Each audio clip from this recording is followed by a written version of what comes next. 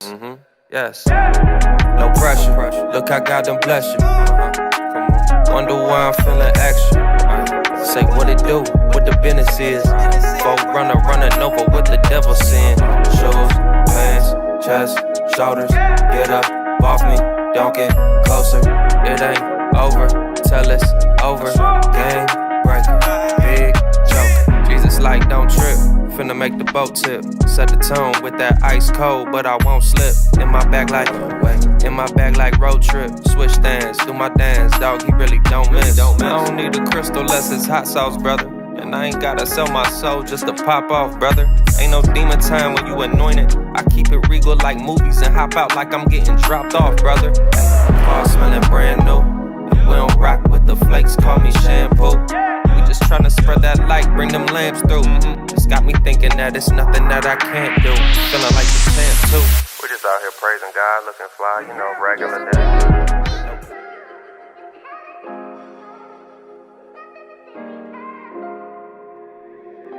Hey, AJB. You sound good.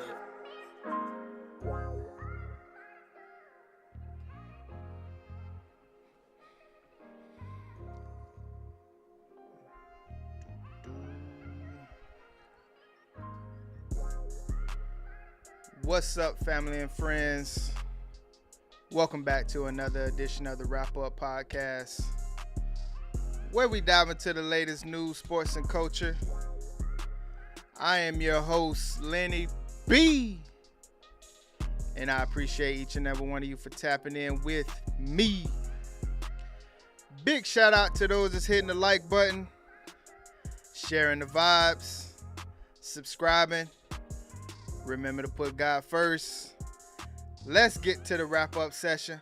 What's up, my people? How y'all feeling out there? What's going on? I know y'all wondering, like, dang, man. He ain't got the fresh face, you know what I'm saying, trimming it up. We doing something at work for a little bit, so I can't really freaking Rob already laughing. I can't really touch the face right now, so we doing like some like mountaineer caveman type of stuff, getting the mustaches and beards looking crazy, and then we're gonna take a photo at the end. So we're trying to make it look as crazy as it can. And I was like, dang, I got a show twice a week, man. What? Your boy gonna be looking crazy. But I said, nah, man. I'm not gonna miss for the people, and I'm gonna participate a little bit for the Wild Man contest that we doing at work. Hope everybody doing good. If you can on the way in, shoot a like up. Share it to your grandma, your granddad, your uncle, your moms, pops, cousins. Share it to your newborn. Cause I know they got a phone. I know y'all the way the world going right now. Newborns coming out the womb with cell phones. I seen a grandma do it with a baby on her arm. It's wild out here, y'all. But now we gonna get straight to it. Cause we got a jam-packed show. I hope everyone had a great Mother's Day to all the moms out there. I wanted to make sure that everyone was able to celebrate their moms, and they was able to celebrate their wives and things like that. So, I know we kind of talked about it beforehand to have some discussions on that Sunday, but it was well worth spending that time with the ladies in our life, the women in our life that mean a lot to us, that make the family go. So shout out to all the moms. It's not just one day that we celebrate the women in our lives. It's a daily, weekly, monthly, yearly basis. So don't let that May, whatever that was, May 13th or whatever be the only day that you celebrate, your wife, especially if she was able to, you know, give you some little ones. Um, yeah, so let me just see who we got in the building before we start off. On IG, we got G Money in the building. What's up, brother? How you feeling out there? That's Daytona's finest. He showed us me and Rob a good time at our first NASCAR. Had the Bush, had a great time, man. Honestly, that's one of the things that I can't wait to kind of retire and get back to the mainland to kind of like get those moments back and spend it with the people that you love and that you kind of didn't get to spend so much time with over these years. So I just that's one of the things that I can't wait to get back and experience life with. Let's see who we got in the building. We got Miss Thorne.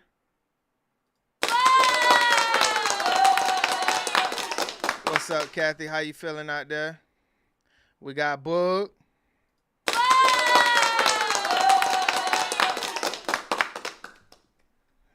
Got that boy Teriyaki in the building. What up? What up?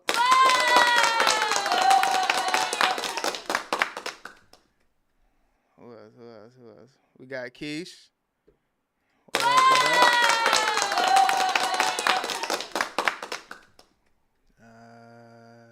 Let's see here. Yeah, let me pull my boy up real quick.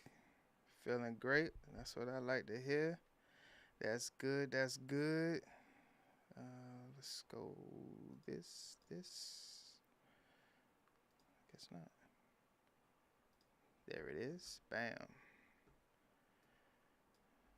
Put that over here. And we got Reebok Rob. Big dog. What's up, brother?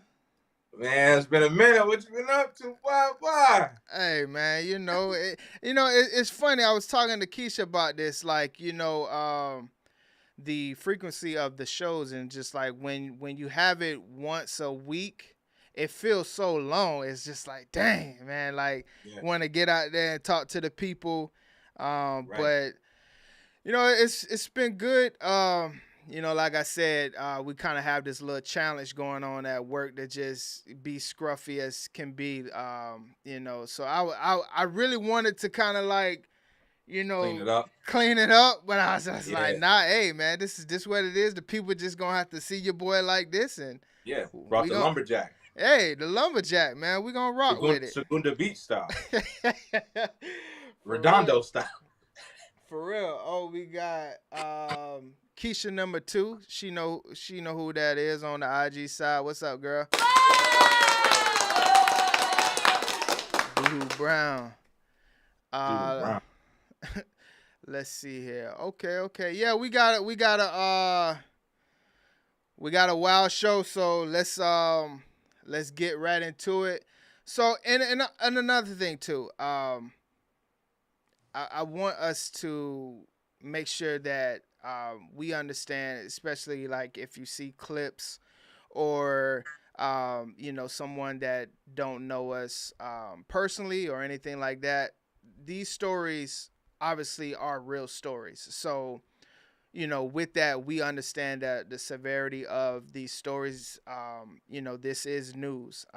But here we want to bring light to it.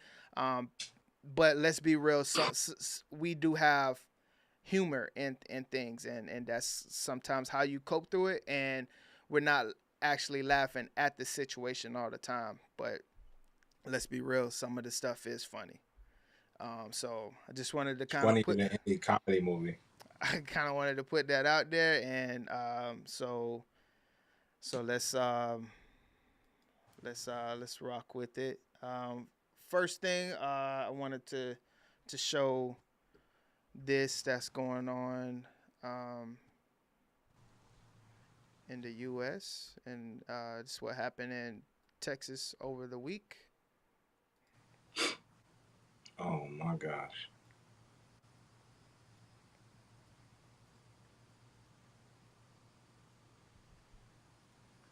Let's see here. Do this. There we go. We getting up there.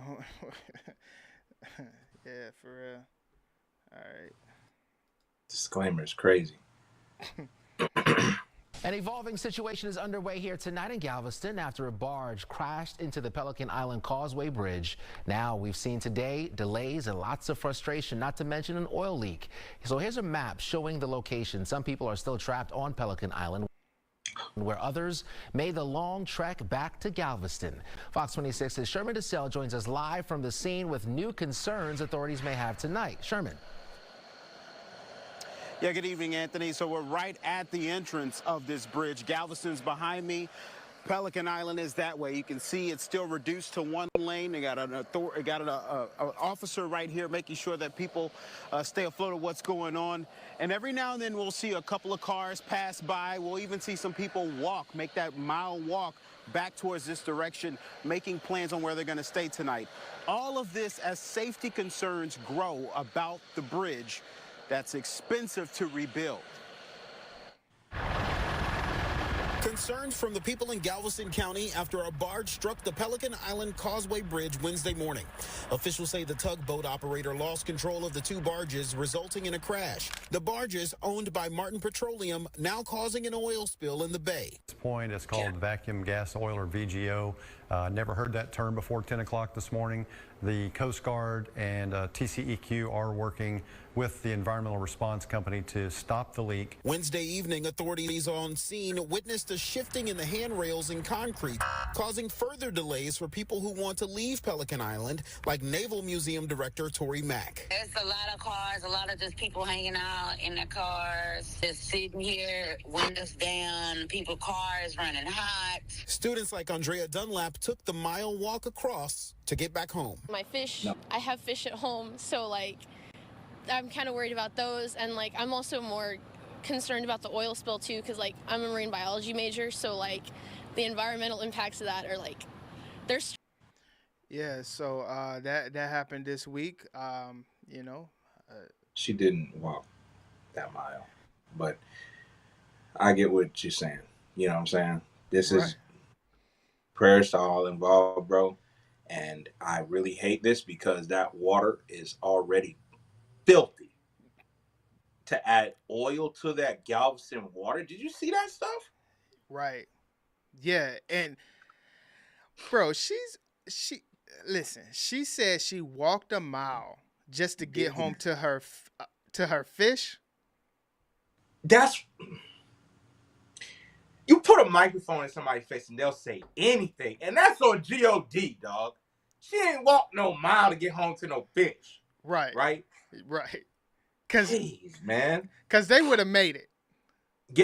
They would have made a couple days. Now, come on now. You best believe they would have made it. She, in fact, did not walk that mile. She did.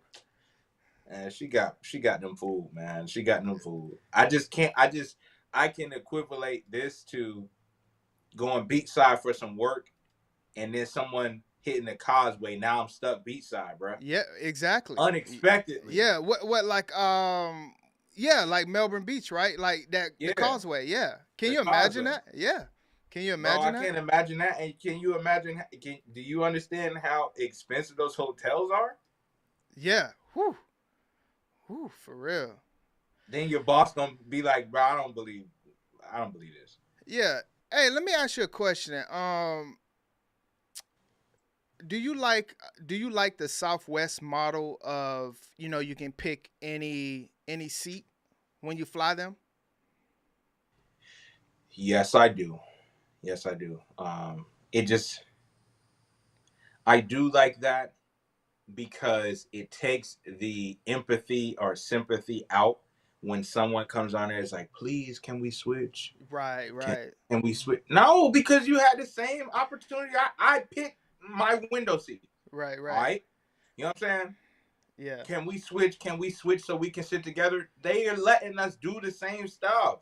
You know what I mean? If you weren't afforded that opportunity and I was the only one who has some type of seat, yeah, I'll switch with you, bro. Because y'all can't pick y'all seats like me. You know what I mean? Right. So over the weekend, a lady kind of took that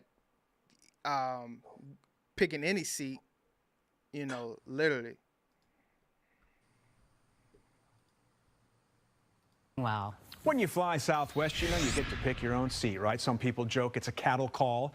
One woman took it a little too literally. Yeah, her, right there, lying inside the overhead compartment. A flight out of New Mexico, curled up next to a suitcase, snug as a bug in a rug.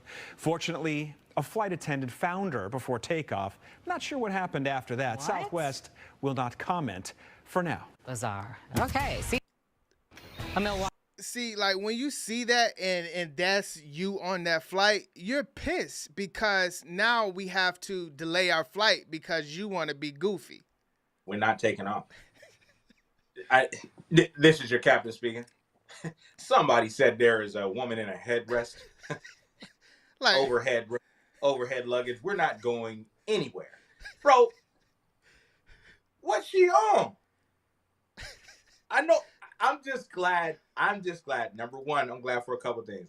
I'm glad baby said she carried on.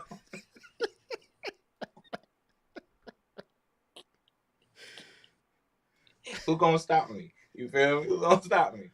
You know? But I'm just glad, number one, that this lady was not black. Okay? Right. Number two, I'm glad that nobody black caught her because they would have ripped her out of there. You don't get your ass up. I gotta be in Dallas in an hour. Man. For real. That is. Bro, I'm glad that neither one of those things happened because when you start playing around with black people time and flying and stuff like that, it gets a little different. You know what I'm saying? Yeah. Yeah, 100%, bro. Like, yeah. She was chilling. Yeah. She had linen up there. Nah. Bro, she thought she was gonna be able to stay up there. Yeah. She had her pillow and blanket ready to go. Yeah. Man. What's the problem? When she opened it, she's like, what's the problem? What's the problem? Let's go. Can I get my drinks and my pretzels? Yes. Let's go. Let's go. Take off. What are we waiting on? Yeah. No, y'all ain't waiting on me. I ain't going nowhere. Okay. That's crazy. How did she even get up there? Bro, listen. Imagine you got your carry-on and open that and you like, oh! Doing up there, lady. Bro. That is scary. That's scary, dog. That's scary. And then she talking about some shut it, come on, shut it, chill. I'm trying to rest. Shut this thing. Ain't no way, bro. Ain't no way. Oh man. She was chilling. She was chilling, man. Yes, she was. Yes, she was. Yeah, so once again we gotta say upper body strength is crazy. Yeah. Who gonna check her? She's just doing the pull-ups, boy. Who gonna check me? Hey, yeah, so we're gonna start taking our trips around the US right now. So buckle up. Let's not in the overhead bin, but get a seat, buckle up. We have to visit, New York and see about this right here. This dude is different, bro. Now to exclusive video showing the moments before actor Steve Buscemi was randomly attacked in Kips Bay. This happened on 3rd Avenue by East 27th Street, and police are still looking for the attacker. CBS 2's Lisa Rosner has the video.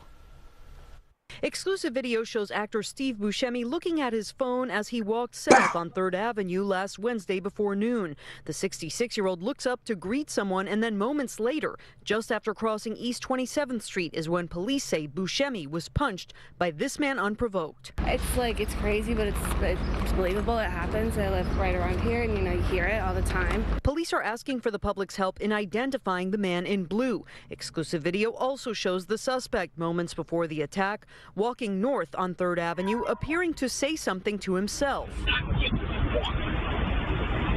Next white, God see. We're told the attack happened in front of this shed behind me.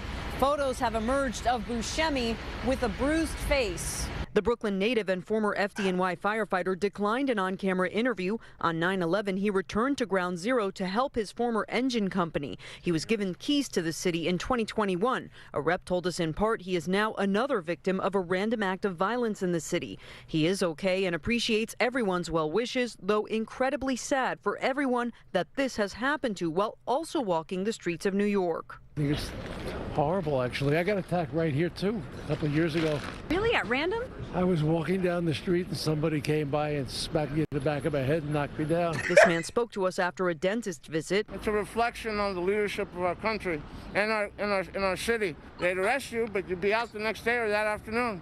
So why not punch out Steve Buscemi? Buscemi was taken to Bellevue Hospital for bruising, swelling, and bleeding to his left eye. Buscemi's Boardwalk Empire co-star Michael Stolbarg was also attacked at random in March while on a run on the Upper East Side. That suspect was arrested. In Kips Bay, Lisa Rosner, CBS 2 News. Hey, New York is a jungle, man. It's spooky out there, bruh. Like, I don't want no parts in New York. Steve Buscemi getting socked out, walking down the street. Because you remember, we was just like, yo, like, they only want to attack females. Yeah, all right. Nah, all right, I'm going to show you something. Teriyaki say Bill Russell. Yo, that's wild. I'm not going to lie to you. That brother probably did some damage to Steve, bro. Yo, that brother built. He was in shape, dog. That he old was head, in shape, man. That old head gonna give you a run. Dog, he is one of them people where you have to make a business decision after you get socked out. You gotta look back and get, hey, and then you see who it is, and you're like, hey man, that's messed up, man. You know what I'm saying? And just going on about your business because he can end your day. Right. Yeah, man. Yeah, it's everything about that clip was crazy. Second dude talking about something, back in 1987, I got socked in my yeah, they socked me out too. Then the dude coming from the dentist is lying. He got his shit split too. Talking about something, might as well sock out Steve Buscemi. This is crazy, man. New York's wild. Right. Yeah, man. It's a wild place right now, and we be having trips over there. I say, hey, y'all can have all the New York trips. I'm good. You can't carry up there either. Yeah, but it's hand to hand. Everything hand to hand. Hand to hand, baby. You better be ready to tussle. You better be ready to tussle with the rats, the roaches, and the bums on the street, dog. You gotta be ready. Eric Adams. For real. But I will say it does kind of like make you understand too. It's just like, keep your head on the swivel. Don't be walking out here anywhere really nowadays in your phone, all of that stuff. Teriyaki is crazy. They trying to, man, listen. Getting your head busted open while you're walking down the street is absolutely crazy, though. Yeah, in your phone or not, but that's still absolutely absurd, man. Yeah, you look up and it's by y'all right in your mouth, like in your mouth. They talking about Steve didn't want to do an interview after. All right, let me bust you in your face and then try to interview you with your face all busted up. Of course he didn't want to. Right. Yeah. You know, I kind of want to cover this. You know, one thing that has been plaguing, you know, the streets out here, and it's kind of being it's going unnoticed, and I want us to be vigilant out here, you know, in the streets, and when we get care in hospitals and, you know, clinics and things like that. So I wanted to show this right here, that, you know, hospitals, you know, across the nation right now are just dumping their patients out on the street. And, you know, let's take a look. Triggering calls to the wave troubleshooters alleging patient dumping by local hospitals. 2 different $2 million plus patient dumping jury verdicts recently in Kentucky caught our eye. But what really got our attention was where calls to our newsroom led us when we began following up on the complaints. This story begins December 1st at 5 p.m. with a phone call to our newsroom from a horrified University Hospital employee claiming security had just wheeled a woman all the way out to the corner of Hancock and Ali, just off hospital property, dumped the elderly woman out of the wheelchair on the sidewalk, and left. Minutes later, we shot video of her, still in a soiled hospital gown and slippers, breathing hard under a blanket placed over her in 36-degree weather. Bro, they did this in the wintertime.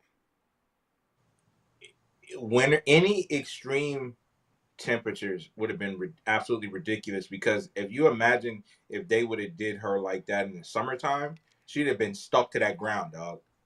You try and dump my grandma like that. You try and dump my nana like that. You know what I'm saying? It's gonna be some dumping, all right. You know what I mean? The only way you can, bro, hear me out, bro. The only way you can dump me out like that is if the whole everything you did is just gonna be free now. You know what I'm saying? Right. Like, yeah, you know, we killed you. You ain't gonna die, but we gonna dump you. You know what I'm saying? All right, cool. Take me around back and just dump me out. You know what I mean? Like, I'll go to that. But the healthcare was free, because healthcare is absurd in this country. Right. But this elderly lady, bro, a dumped lady dumped on her side, and then they just throw linen on her. Bro, they dumped her. Bro, and we talk about how much better we are than other countries. Look at this. What are you talking about, man? Patient dumping? This is the first time I've ever in my life heard this, bro. Patient dumping? There's no way that this is America. Why does this exist? You telling me there's not enough rooms in the hospital, fam? But there's enough room in the prisons, though. Yo, come on, man. What? Patient dumping is crazy, bro. Yo. Patient dumping. Look at her strode out like that, bro, in the street. Man, bro, that's wild. That's not a bum. It's not a bum. That's our grandma. Yeah, man, that's Nana right there. I don't understand, bro. I don't understand. You took my Nana. You take my Nana round back and dump her out the back. You try something like that, and there's gonna be charges brought up on me. The charges are gonna be brought up on me, because when I go in there, I'm not talking about anything. You know what I'm saying? Right. Nah, I feel you. And the moral compass of that nurse. Yeah. That would have been my last day. I would have had to put my foot down and be like, bro, y'all want me to do what? Right. Oh, y'all bugging. I'm calling the police. Right. Like, I'm calling the authorities, bro. I'm not dumping nobody nowhere. What you on? What? Dump site. Yeah. Her stuff in a bag next to her. The employee claimed she sees this a lot. So I started watching, and on December 16th at 7 p.m., 35 degrees outside, I record 3 security guards surrounding an elderly woman with a walker, slowly escorting her out of the emergency room. She can't move fast. It takes several minutes to make it all the way to the same corner of Hancock and Ali. After they have her across the street, off the hospital property, the security guards turn around and go back. When they clear, I catch up to her, and she says she can't breathe. They told me that I couldn't stay on the premises. Amen. Were you in there as a patient? Well, I needed to be a patient because I'm sick. What's wrong with you? I've got COPD. I got diabetes. So they wouldn't even treat you? The doctor talked to me for 1 minute. And they told you what? That I had to leave. What reason did he give you? He didn't give me a reason. She tells me she's homeless. I've got to go because I'm hurting. Yeah, man. So that's Louisville, Kentucky. And you think that, like, you know, okay, that's maybe that's just a one-off. But, you know, like always, it's definitely not. Let's head down to Florida. An inside view now into a growing crisis in Polk County, hospital patient dumping, something we've talked about here in the last couple of weeks. We were first to report to you about a local homeless shelter in Lakeland that was being overwhelmed with the problem. Fox 13's Carla Byron's been investigating now the issue and has obtained more police body camera video. Watch. You got your ID on you?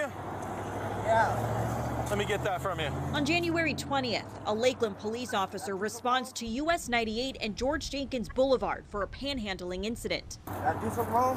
Yeah, panhandling's illegal. I didn't know that. The man says he came from St. Augustine. He has only been in the city for about a week, and he has been homeless for a year. But who brought you here? The people from the Advent Health, from the land, brought me to the Lakeland Hospital. The man says Lakeland Regional Health discharged him and then took him to a homeless shelter in the area. Okay, so the hospital just threw you out the front door and didn't offer you a ride back to Advent land? No. That's pretty crappy of him, man. Yeah. All right, well, I understand if you just got here and you don't know the rules. Talbot House, a homeless services provider, previously told us hospitals dumping patients on their doorstep has become a growing crisis because they don't have the medical capabilities to take care of them. And they say that they've called us, but we haven't received a call. They tell them that there's going to be a bed waiting for them, but there's no bed waiting for them. They show up on our door. And a vast majority of the time, the patients themselves don't know where they're going. LRMC says it has protocols for discharging patients. In a statement, the senior VP of administration wrote, Lakeland Regional Health is required to have a safe discharge plan for patients. We may discharge a patient to a shelter or other living facility if that's where the patient is or has been residing. On a daily basis, we routinely coordinate and communicate directly with local agencies prior to discharging patients from our facility to ensure appropriate placement for our patients. Yeah, man, it's just like it's one of them things where it's just like, can we get a better system? You know, this shouldn't be happening, and you've got. I'm gonna just say it, man. This shouldn't be happening, and you got migrants who aren't citizens that are living in places, you know, and our patients are getting dumped in the street, bro, freezing to death. Because I'm gonna tell you something, even if that grandmother that we seen, you know, filleted out in Louisville, even if she was terminally ill, right, or even if she could have been cured, that didn't help her situation. You know what I'm saying? Getting thrown out in the freezing cold, like, but y'all will go above and beyond for migrants, bro. I just don't. America's backwards right now. It's really backwards, bro. Yeah, exactly. Yeah, it's backwards. Yeah, it's sad to see, man. Like, no matter whatever type of, you know, homeless, or if that elderly have a place to go, you know, it should be some type of system in place to where, hey, we're gonna send you back to the homeless shelter, or, you know, this. You know, or we're gonna get in touch with your emergency contact, like, or somebody, man, like, right, yeah. But putting them in a wheelchair and rolling them a block away from the hospital, and then, bro, they had to dump her off and then tossing a blanket back. For all we know, we could have been looking at a dead body, bro. Right. Yeah. Laid out in Louisville like that, bro. Like, them old people can't fall like that, bro. Like, that's just, that's sad, bro. And this is the country we live in. But then you see migrants talking about some get out of my house and shit like that. What? It's just like, when you put things into perspective like that, it's just so crazy. Yeah. Yeah, and yeah, kind of like you say, man. Like, just imagine, like, if you get a phone call and like you find out like they dumped your grandma or just great aunt or something like that. It'll send you to a rage. Send you to a rage. And now they're sending you to prison, and I bet you there's room there. Yeah. And kind of just speaking of the migrants and just the entitlement that they have, I wanted to show you this story in Seattle. While the left insists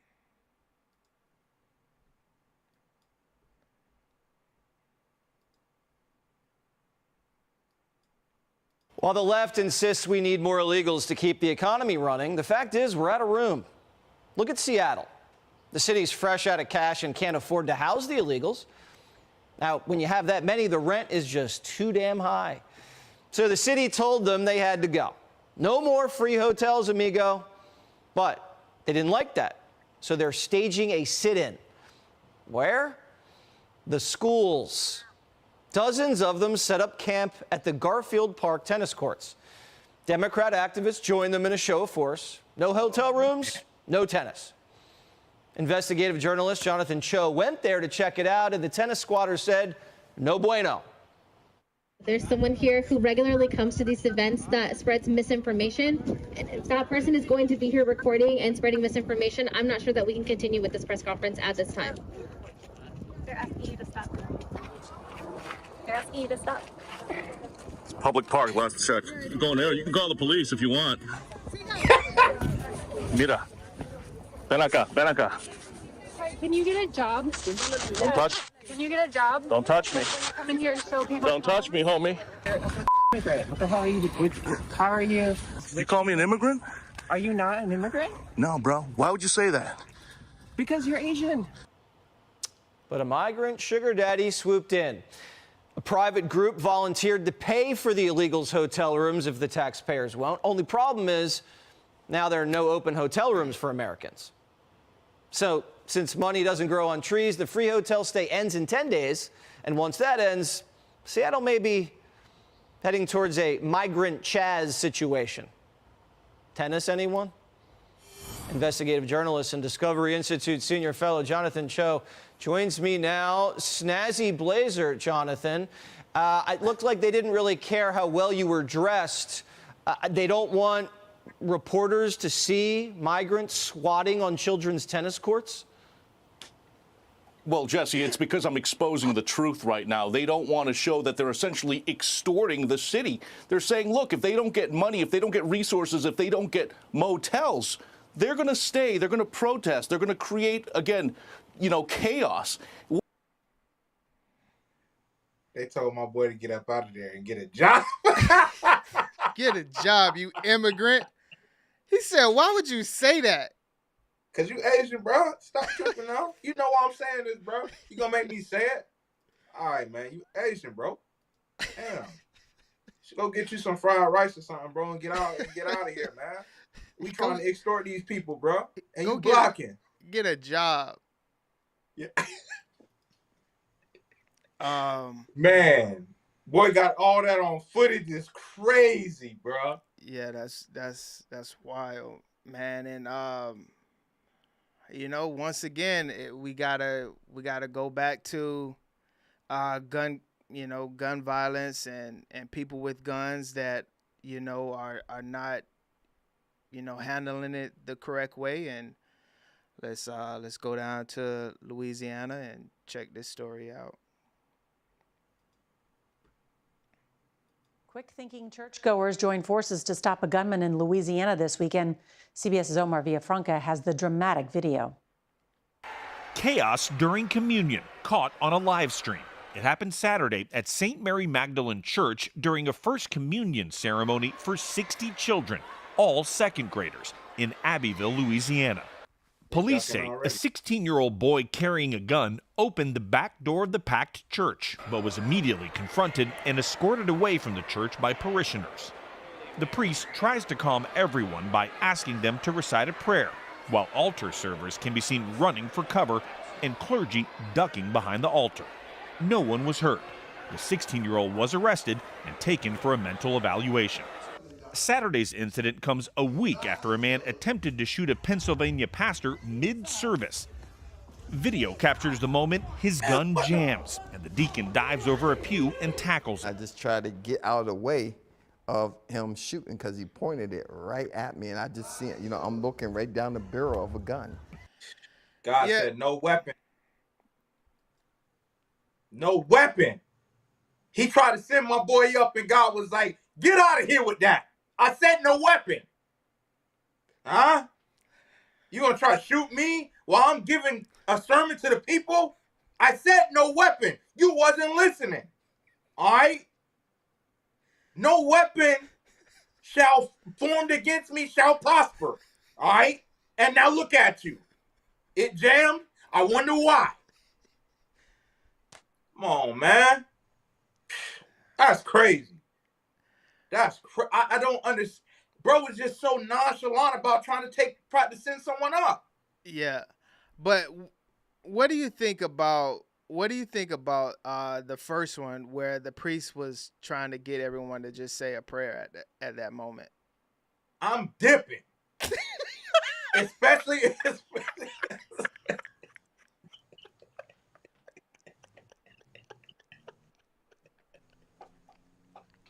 Yeah, I got your prayer. Hey, y'all ain't got him in custody either. Man, I'm dipping, bro, because he finna spin back round. Man, he opened the back doors of the church. I didn't even know the church had back door. I'm dipping. No way. No way. I'm dipping. Hey, calm down. Let's join me in prayer. Yeah, all right. I'm joining via telecast from now on. That's what I'm doing. Man, what? You got me? Yeah. This a white church. Nah, hell no. Right. No. Hell no. No, bro. I'm out. Soon as he would have said, yo, calm down. They're ducked behind the thing. You can only see, you know what I'm saying, a little bit. They peeping up. Yo, guys, calm down. Nah, I'm in the pews like I'm in the line of fire. You know what I'm saying? I'm dipping, dog. As soon as he tried to tell me to calm down, I'm out of there, brother. I'm out. Yeah, 100%, bro. 100%. I just wish that the pastor in the second one would have been able to up the pole on him and be like, bro, what you doing? You know what I'm saying? Yeah, that pastor had a lot of forgiveness in his heart, though. He was. Yeah, he did. Yeah, 100%. Because when he rolled over there, he just went for the gun. You know what I'm saying? The average person who's not so, you know, not that far in their journey would have cleaned his clock. You know what I'm saying? I definitely would have cleaned his clock and just, you know, what you doing with that in here, bro? Right. You know what I'm saying? Right. Yeah. Okay. I wanted to cover these two stories. These are a little bit more. Heavy. So, you know, I just get my tissue. Yeah. Okay. Here we go. So, you know, kind of just speaking on, you know, the migrants that they kind of let in, and you know, without background checks and things like this. This is one that is, you know, it's not a one-off, you know, because we've been covering stories like this for a while now. Investigators call this man a monster and describe the blood-curdling screams and the body cam footage that made even the most seasoned shake at the LA County Sheriff's Department. This is a first look. Look at the suspected serial rapist, 39-year-old Eduardo Sarabia. Investigators say he's a transient and illegal immigrant from Mexico, now locked up with no bail. LASD investigators strongly believe the 2 rapes he's charged with are not the only ones. Sarabia is formally charged with 2 felony counts of sexual assault for forcible rape of a woman just a few days ago on Sunday, May 12th, and a 26-year-old woman on Monday the 13th. 2 heroic deputies caught him in the act inside a white van in the San Gabriel Mountains and arrested him yesterday. There are a lot of very disturbing and heartbreaking details surrounding these 2 incidents that sound straight out of a horror movie, but we can't release them yet without jeopardizing LASD's case. This is a look at that, quote, rape dungeon on wheels, a van they say disgustingly outfitted for rape. It's a 2015 Ford Transit van, essentially a mobile cage with no windows in the back. Now a crime scene on wheels filled with evidence and under 24-hour surveillance in the LASD San Dimas parking lot.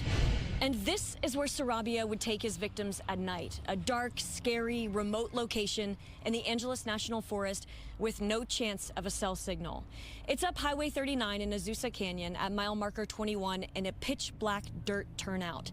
It's frankly a miracle that the deputies even found the van described from the first rape victim in the remote area of the mountains where LASD is drastically understaffed, and people who do live in the area are begging for more law enforcement officers to help patrol it and keep them safe.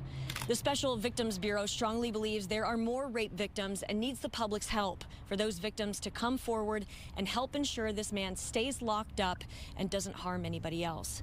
So this investigation is undoubtedly in the preliminary stage with many more developments and details to release as investigators sift through all the evidence at the crime scene and inside that van and speak to the survivors. If you have any information, please call the Special Victims Bureau of the LA County Sheriff's Department right away. Sarabia will be back in Pomona Court at the end of June.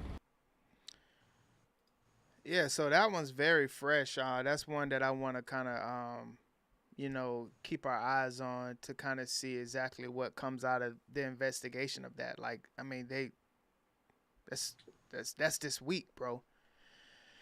And kind of seeing that, and you think like, cats like that come over to this country, man, the first time you get caught, obviously, when you get caught, that's pretty much not your first time. And, who knows if he was doing that in his own country and then how long he's actually been doing that over here. The sickness in his mind, bro, to construct a mobile rape mobile. Like, bro, why you here with that? A rape mobile. Why you here with that, bro? Why are you anywhere with that? Right. I'm not saying go back to your own country and do that. You shouldn't be doing that anywhere, bruh. But since you're here, all right, we're going to go ahead and just give you the death penalty. Yeah. That's, bruh, a rape mobile. Yeah, bro. And just imagine, like, how he fitted it out, probably with all types of, wild stuff in that van. Sick little, sick little stuff to just torture. Yeah, so we'll definitely keep our eyes on that one to see how that investigation goes. And I wanted to head over to Houston. I think the story is. And we've been covering just the illness of mental health and how people are literally out of their minds. And I want everyone to kind of like just give me your thoughts, bro, on this story right here. Learning more about the victim in one of the worst murders we've seen caught on camera in Houston. ABC 13's Brooke Taylor has been on top of the story since Friday. Family and friends who knew Steve Anderson tell me he was retired after working for MD Anderson for about 20 years. This video is just awful, so it does seem personal, but investigators tell me they still have not established any relationship between him and the suspect. They are still investigating, though. Since ABC 13 first reported on this brutal attack, We're learning more about 64-year-old Steve Anderson killed in an unimaginable way while walking to get his mail on Woodridge Square Drive. Family and friends tell us he worked at MD Anderson Cancer Center as a manager for 20 years and retired in 2020. Devastating that their beloved coworker is the man identified by officials in this video. On May 3rd, he's seen turning around at the sound of a screeching car. We're stopping that video before he's hit. The car reverses, hits him again. And minutes later, police say the driver, identified as 20-year-old Karen Fisher, returns. Court records identify Fisher as a man, but police say the suspect identifies as a woman. 2 hours before the deadly murder, police say Fisher stole the car from a motel in East Harris County. Fisher's seen walking over casually in front of witnesses in broad daylight. She flips Anderson, straddles him, and then kisses and stabs him 9 times, court records state. Before Fisher leaves, she leaps over his body on the road. Now Fisher is behind bars on a $2 million bond. As family and friends mourn and remember Anderson, who is known as Pops, as a devoted fan of the Chicago Cubs, who leaves behind his daughter, son-in-law, and grandchildren. Bro.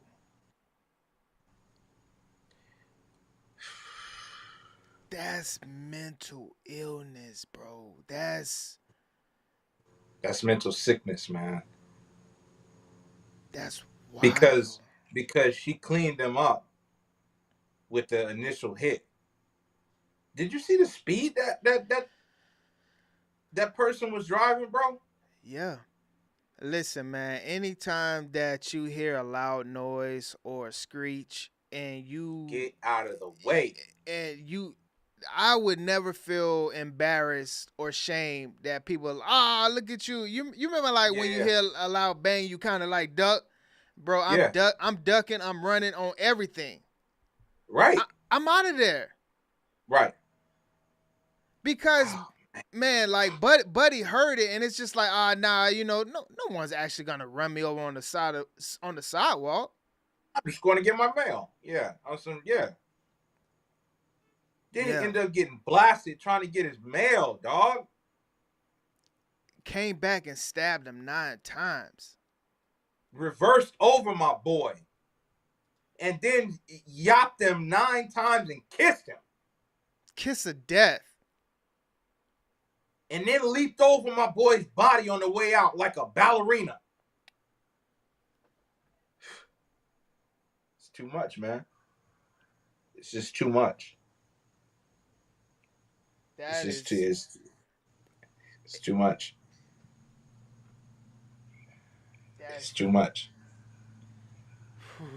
Man, it's just too much going on in the world, bro. From every part, from Houston to Cali to New York down to Florida. I have to ask.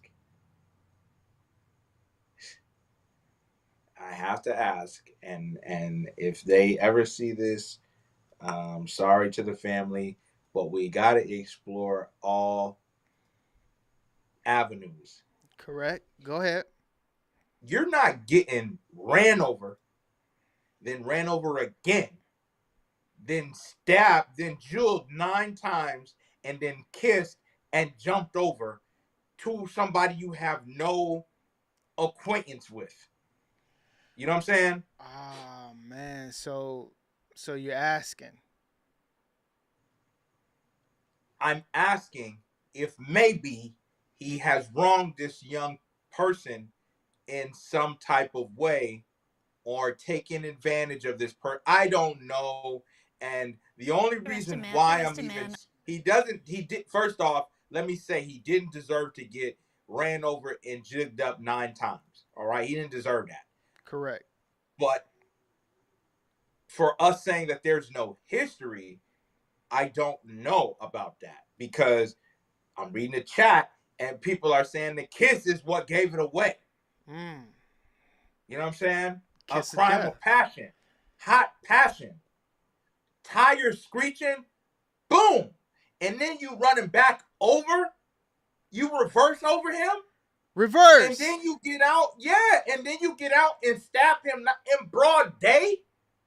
Broad day. And then the disrespect to hop over the body and skip out of it. Dog hopped over like a puddle. Dog, like I don't want to get my feet wet.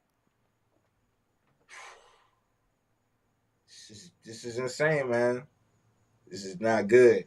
I just know that anytime you hear screeching tires or anything like that, that's your one warning to get out of there or run for cover, because she wouldn't have been able to get bruh if he was up there on them bushes. I would have ran her stupid ass right into the house or something. You know what I'm saying? Right. Like, but with that type of passion that dude had, or that person had, you know what I'm saying? Right. Yeah, man. Yeah, that's wild, bro. 9 times in broad daylight. People were watching her do this. Like, yo, chill, he's dead. What you doing? Man. And just kept jugging him up, bro. Watching her? Yeah, you didn't see them people that was out there? Watching that person.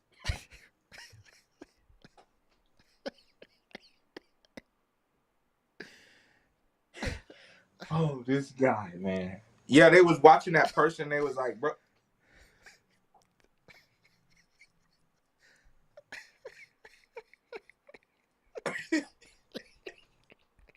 Yo, this is wild, bro. They're gonna shut us. They're gonna shut us down. This is getting wild, man. Oh man. The speed at which she hit this dude, bro. They couldn't even show it. He was all up on top of the car when they hit him. Right. Bro. Yeah, man. That's terrible, bro. That's terrible, dog. Yeah. That's terrible. It's terrible, dog. And just keep your head on a swivel out here. That's all. Yeah. That's all we can say is just keep that thing on you at all times. Keep man. that thing, and just be. I'd have shot straight through the windshield, man. And one thing, and through this is kind of showing you that, hey, we have to be vigilant and we have to fight it through, because we don't know exactly the person's intent on however they're trying to do us harm. We knew that person's intent for sure. Yeah. So they were clear with their intent. Yeah, they were clear. But y'all are crazy. But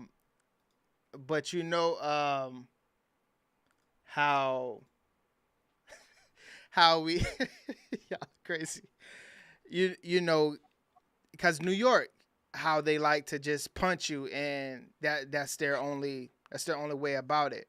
But I was gonna show the story of I don't know if y'all know, but in New York it was a dude that tied a lady up on a belt, like broad daylight, just wrapped it around her neck and took her between the cars and raped her.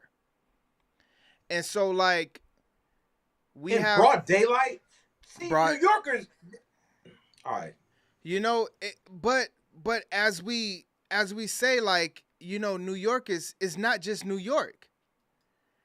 It's not just New York, bro. It's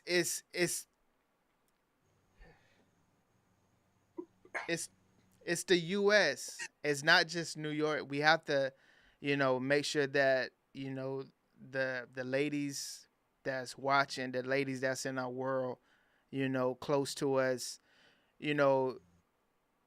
have something on you at all times, whether that's pepper spray, a pocket knife, a little pricker.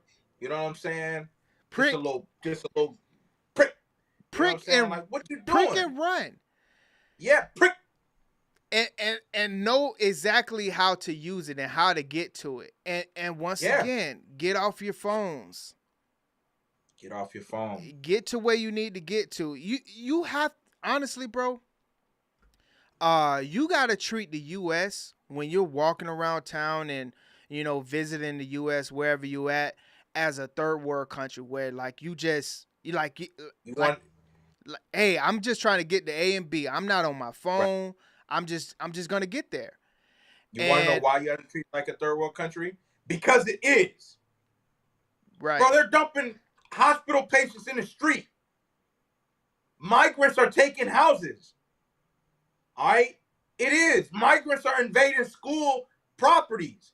This is a third world country that we're talking about. Oh, man, Haiti's bad. Here's bad. All right? It's bad here. This is the third world. Oh, Ukraine. It's bad here. You play the Ukraine and then play New York. I don't know the difference. Right. I don't know the difference. They're socking people out walking the street. Nah, dog. Yeah. Nah, dog. Yeah, and like I said, it's not just New York.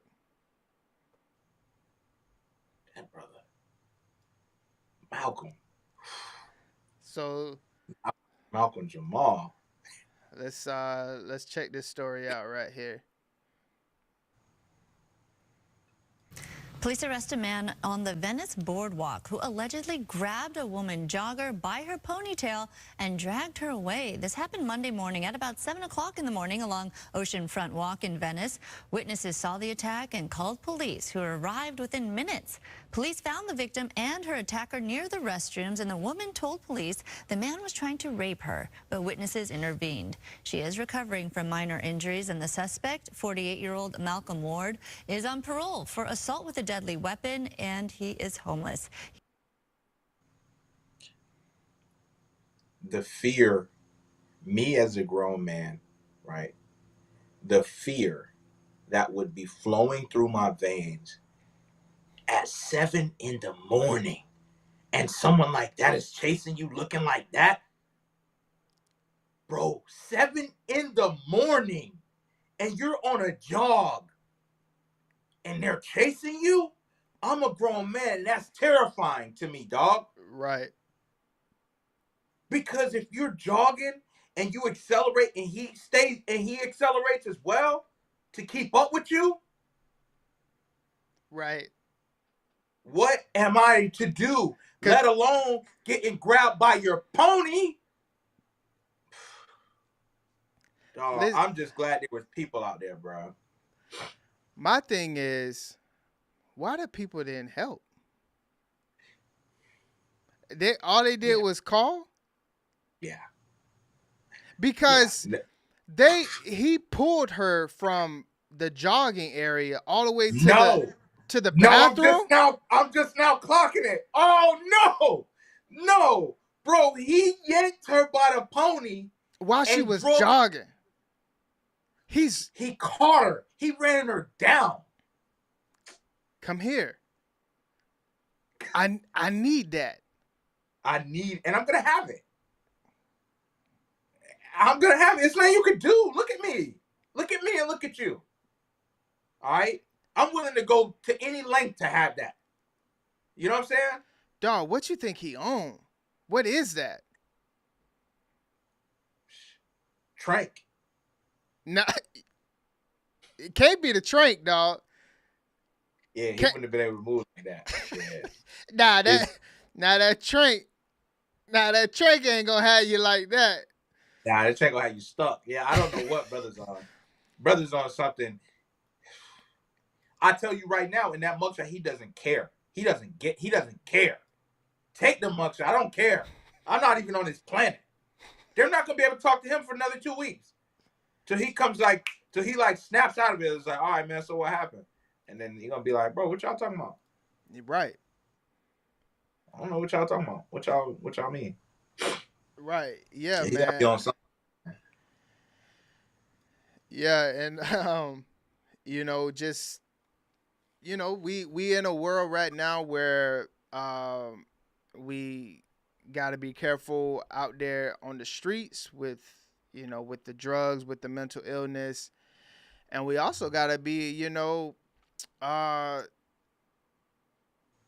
kind of just thinking about our pockets too. Like, we gotta be scared that like all the money that's just leaving our pockets for just trying to stay alive, and inflation is real, right? That's the Inflation boogie. is real. That's the boogeyman. Everything costs a lot more than it did yesterday. Yeah, I'm sick of inflation, man. Yeah, and I kind of wanted to, talk a little bit about inflation and talk a little bit about this story right here, and then go from here. The bulls are running on Wall Street with all three major indexes finishing the day at all-time highs. The S&P 500 was up more than 1%, closing above 5,300 for the first time ever. That's up nearly 12% for the year. The rally followed the latest government report on inflation.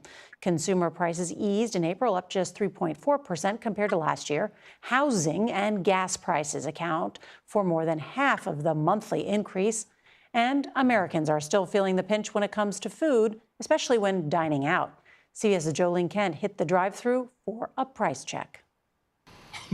Consumers are fed up with higher prices. Tell me why it was $17 for 3 fillet of fishes. Huh? Who told y'all was that good to be charging that much for y'all food? In April, groceries ticked up slightly compared to a year ago, but fast food prices soared 4.8%. How does that affect your budget? When you're paying more for fast food, what does that do? It makes it harder to live, but then you have to save. So you're like, I can't have my fast food if I save. In fact, over the last 10 years, analysis from Finance Buzz found a McDonald's Quarter Pounder with cheese meal has more than doubled.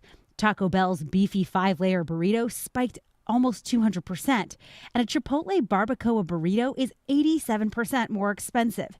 Popeyes and Burger King menu items also jumped. As a result, KFC reported slower foot traffic, and McDonald's missed profit expectations for the first time in 2 years. This is lower income earners are spending less on fast food. To make their menu more affordable, McDonald's is now considering adding a new value meal. Can I have 1 McChicken, please, 1 medium fry, and 1 medium Diet Coke? Right now, all of this costs $8. And to give customers relief, McDonald's may soon make it a $5 value meal nationwide. I think that would be great. I would love that. The deal is set to start on June 25th and run about a month. McDonald's is joining Burger King, Wendy's, and Jack in the Box, already offering similar value meals. The typical American consumer is much more focused on value now for a variety of reasons. Meal bundles, whether it is at quick service or table service restaurants, have become much more popular. So what?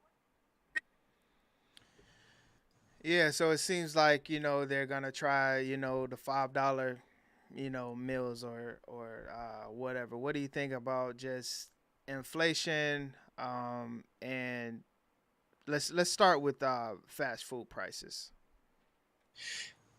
Fast food prices, bro, it's out of control, man. It's out of control, but I look at it as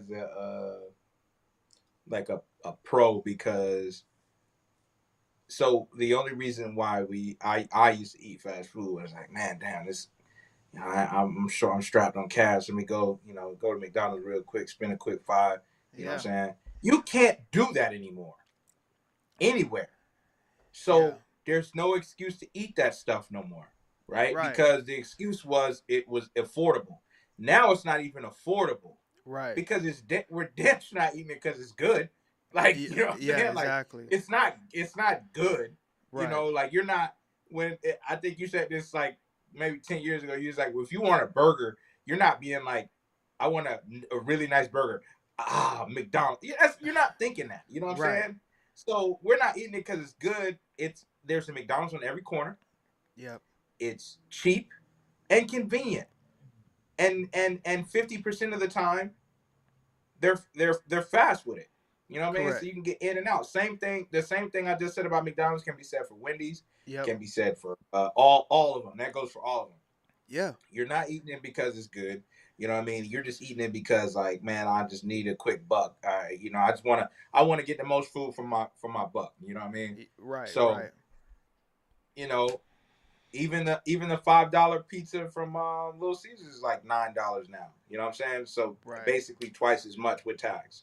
I can't eat them Little Caesars no more, man. That stuff.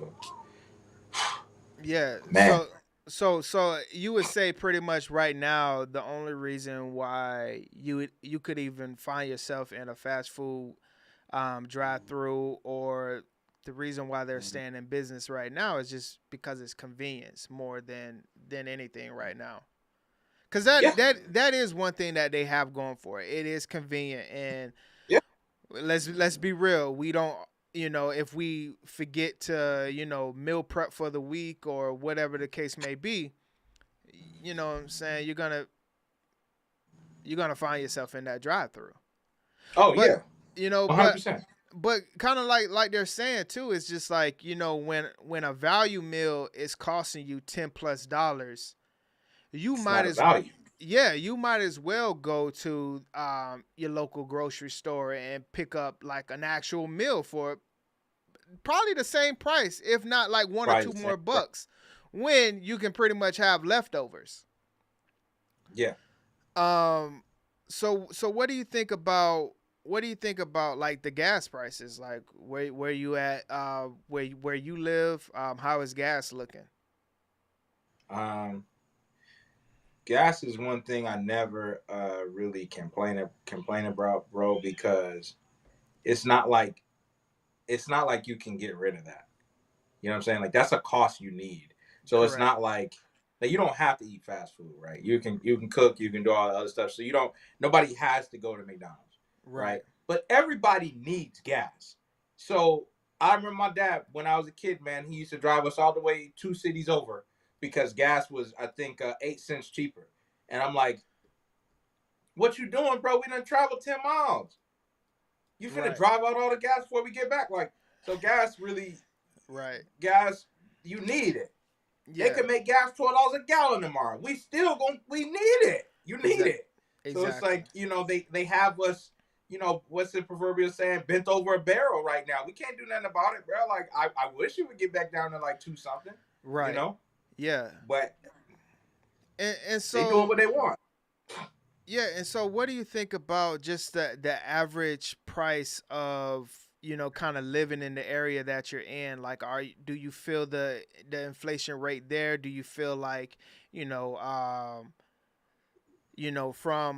10 years ago to 5 years ago, where you're at, has the cost of living went up, 10, 15, 20%? Like, what do you feel like the number is when it comes to cost of living where you're at?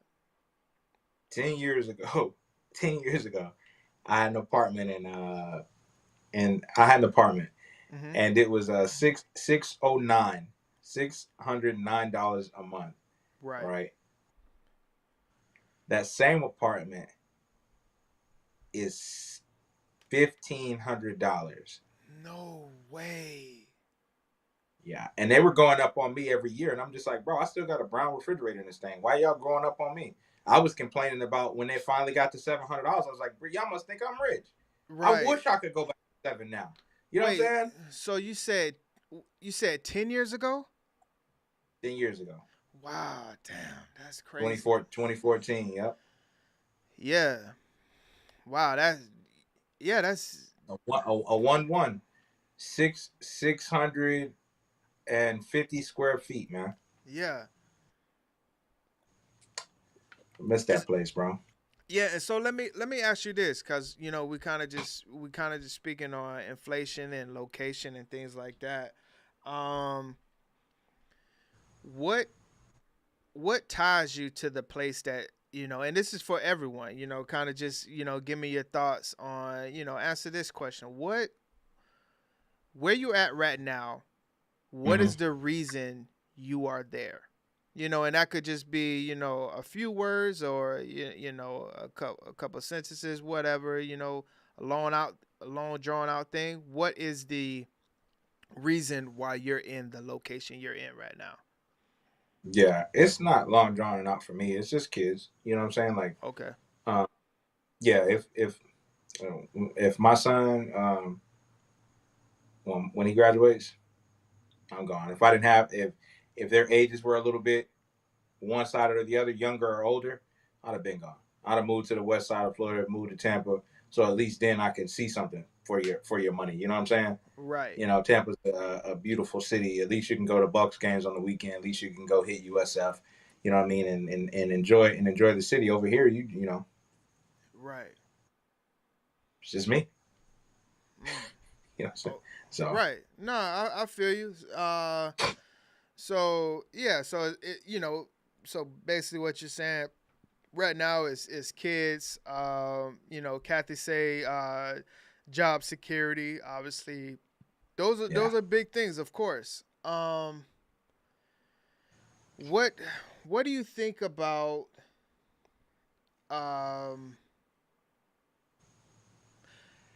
would you be open to relocating if there was an incentive?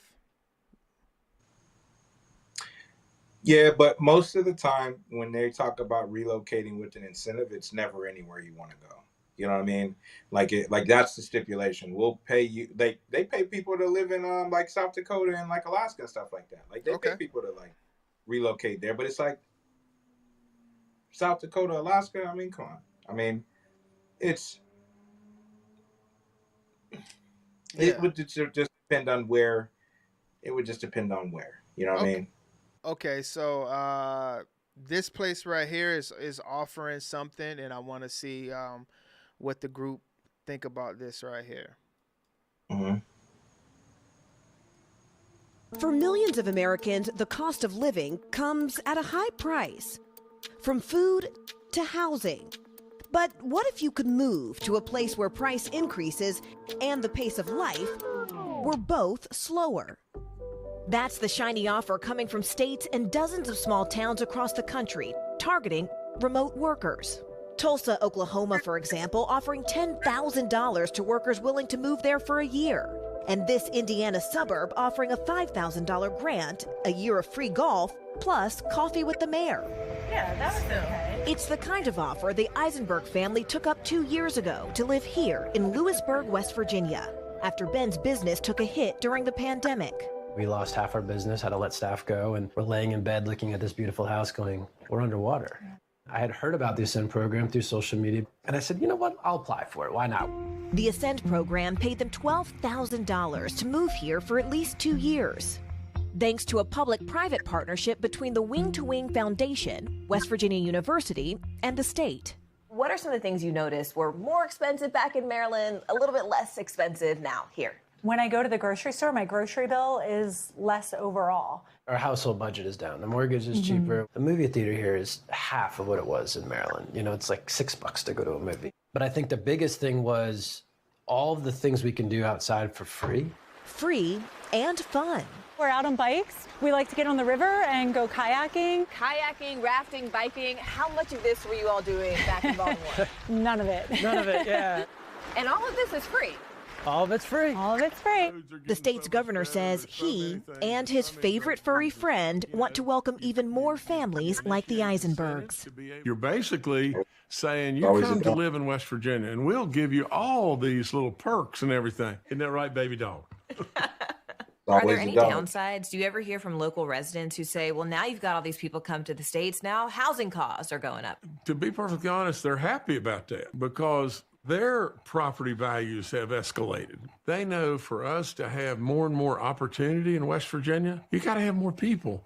You got to have a bigger tax base. That's all there is to it. Nearly 50,000 applications for this program have been submitted, with 96% of those accepted choosing to stay after 1 year. And nationwide, nearly 60 towns are offering similar deals, with search traffic at one relocation website tripling since 2021. They might be looking for some place that's more affordable, that they could have some more space. Beyond that, they're looking for community connections. Connections that helped Ben get a new business focused on outdoor activities up and running in a place his family now calls home.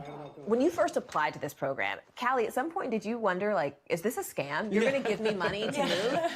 Yeah, I mean, definitely thought about that. I'm sure there are people that think it's a scam, but it's not. We're here, we're living proof, so. Was it worth it? Definitely. I wouldn't give anything up for this. Just a great place.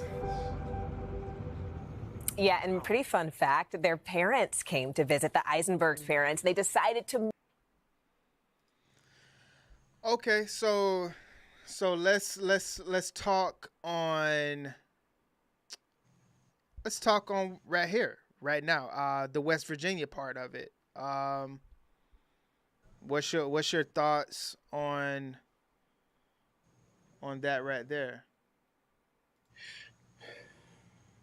Well, listen, man.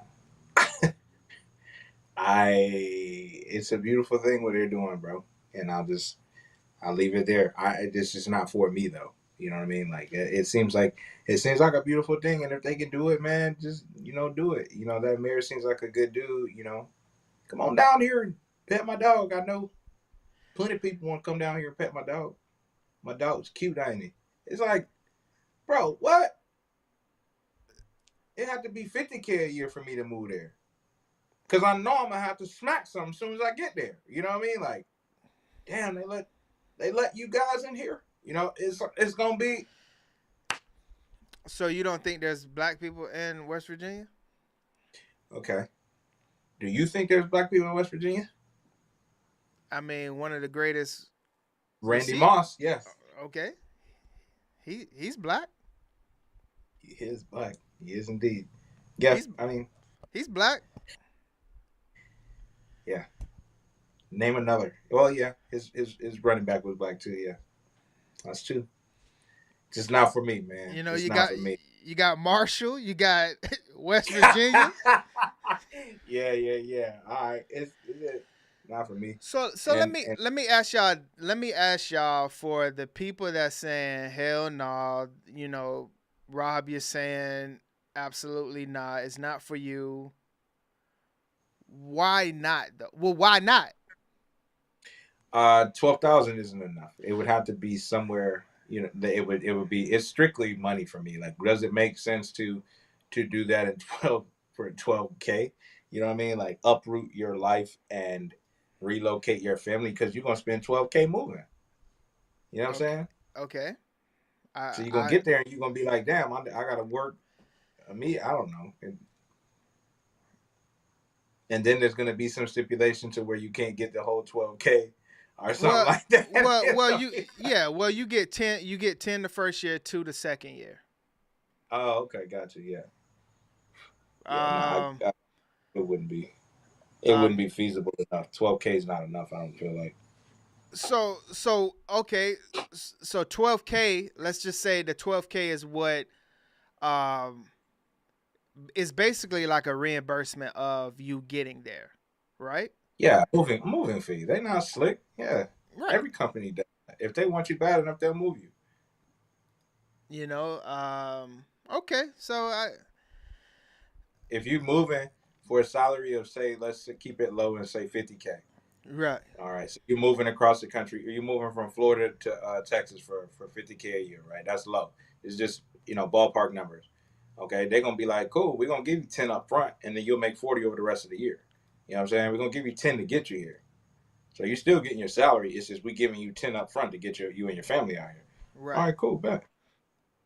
Right. The like when they say inflation means everything. Those $1,000, $500, $2,000 moves. That's done. Yeah. Done. Right. Yeah. So if the program is only a 2-year thing, you still wouldn't be down with doing it for 2, or the simple fact of maybe making West Virginia your, forever place, building a family and going forward from there. No, that's just not for me, man. I wish them all the best though, but that's not for me. West Virginia is not for me. Is it the not enough to do? Is it the lifestyle? What is it? Nah, I'm 40. It ain't gotta be jumping. It ain't gotta be lit, as they say. But it's just West Virginia is just not a place that I would want to call home. And no disrespect to anybody from West Virginia, but right. I mean, y'all, they know what it is. Yeah, they know. But like, is it because of like, racism you feel like is gonna be there? Do you feel like it's too many white people? Like, not enough black? Like, what is it? it's just, it's not diverse enough for me. You know what I Okay. mean? And it would just be, I don't know, man. I feel like it would just be a kind of uh, not diverse enough. I wouldn't see anybody that I could relate to. You know what I'm saying? There. This is all assumption. West Virginia could be, you know, filled with us, but I highly doubt it. And I West Virginia is not for me. It it honestly, like, I'm gonna be real. So Yes. it sounds like y'all are eh, eh, you could be you could be completely valid in your point. It could be true. Um but it sounds like you are giving a grade and not actually looking at the paper. You know what I'm Okay, judging saying? by the cover, you mean? Yeah. Basically, yeah. It's just like those people that say like, "Ah, I don't like that," or I don't like this place," and never really experience that place. Well, what places are they talking about? Because if they were talking about like so if they're talking, so if a white person was like, man, I don't know about Atlanta, man. It's a lot of them down there. Houston too, my golly, it's a lot of them, man. Miami as well. I just don't know. They'd be right. There's a strong black community in those places I just named. Houston, Texas. I mean Houston, um, Atlanta, Miami. There's a lot of black people there. You know what I mean? Right. Sacramento. You know what I mean? L.A. Take LA out. LA's a mixing pot. You know what I mean? Yeah. But like those. I, I I would think like most cities, right? So unless we're Mhm. talking about like a rural city, like maybe like Morgantown, West Virginia, right? Or pretty much probably all of West Virginia, honestly, is probably all rural. Right. Um, there's not really gonna be a mixture of the population. So I get like where you can kind of like come from, but Mhm. I feel like we and and after me saying all of this, you could still say like, hey, I can get there and it's not for me. But let's be real, like wherever you go, even when I was in Alaska, like I met brothers and people from Detroit, and it's just like, Yeah. what are you doing here in Alaska? And it's just like, hey, I came here, I enjoyed it, and I built my family here. And Right. who knows, like from generations after him making that decision, they're Alaskans, Mhm. So I like to think that no matter where you're at, you're gonna find your tribe per se. That's true. And do you agree with that or no? No, yeah. No, I do because it's not like how it used to be. Like you can jump in a Facebook group or something like that, or put a hit out. It was like, yo, calling all black people in West Virginia, like, yo, let's meet up and kick it. Let's go to dinner or something like that. Let's start a bowling club or something, something like that, and then you could So jump it off. so let me stop you there because I feel like that's a joke and that's a jab. No. It's not. I'm being for real. Like when you get to West, so me, Right. if I get to West Virginia, right, Right. the first thing I'm gonna do is create a Facebook, and I'm gonna be like, yo, Okay. So you okay? yeah, like you can find anything on there for like a group. You know what I mean? Like, and it's not gonna say blacks of West Virginia. It's But it gonna could be though. something. But it It could. could. Okay, Which so let's say it does. right. I'm gonna join. I'm gonna hit the the moderator up and be like, yo, where y'all be at? Like, you know what I'm saying? Well, like, oh, I just got to Morgantown. I'm from. I ain't really used to this, bro. Like, where y'all boys be at? It's like, okay, cool. And then we bowl on Thursday nights, cool, and then we just you jump it off from there, and then you just start networking from there, and they, because they'll embrace you because they know that at that moment in time you're vulnerable and they know you're all they have. So I'm being dead ass about that for real. You would have to put a hit out. You know what I'm saying? Yeah. Like, yo, is there anybody in here? You know what I'm saying? Like, so yeah. So let me ask you this then. So once you find your tribe, what would be different from any other place?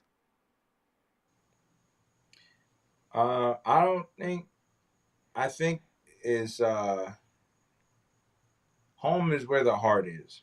So if you meet some cool people there, right, in West Virginia, and your heart is content there, your kids are thriving in school, right? Your wife is thriving at work, you're thriving at your new job. You know what I mean? And it's I don't see anything other than the winters will be rough, but the winters are rough everywhere outside of Florida. You know what I mean? So right. Aside from that, I don't. It always be what you make it. You know what I mean? So, correct. And like I would definitely like to think that, I mean, you know that, like, you've been in the military, like, yeah. I feel like for the most part, man, we've been in some rough situations and places away from home, and as long as you have what we always say, like, long as you have your crew on the boat or on got your deployment, PS2, you know, on deployment, like, you straight.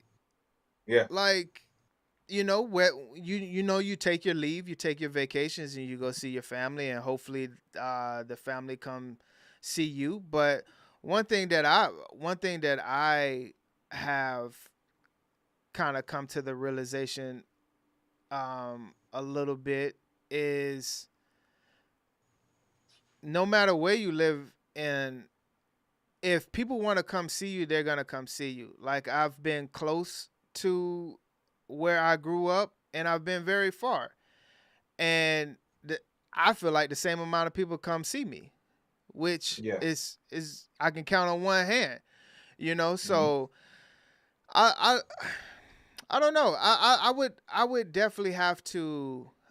I'm more on the open side of, kind of, if I feel like my family could be there, if I can kind of have, like, you know, who I want there, I can pretty much you know, live anywhere. And especially, like, how we're kind of talking about, you know, because this comes from, the conversation stems from inflation, right? Cost of living, right. and things going up, and we see how, you know, the insurance of homes in Florida are out of this roof right now, and it's kind of one of the things where, like, it's steering me away, like, from how much, where I want to live, and what makes sense in my life, and going forward.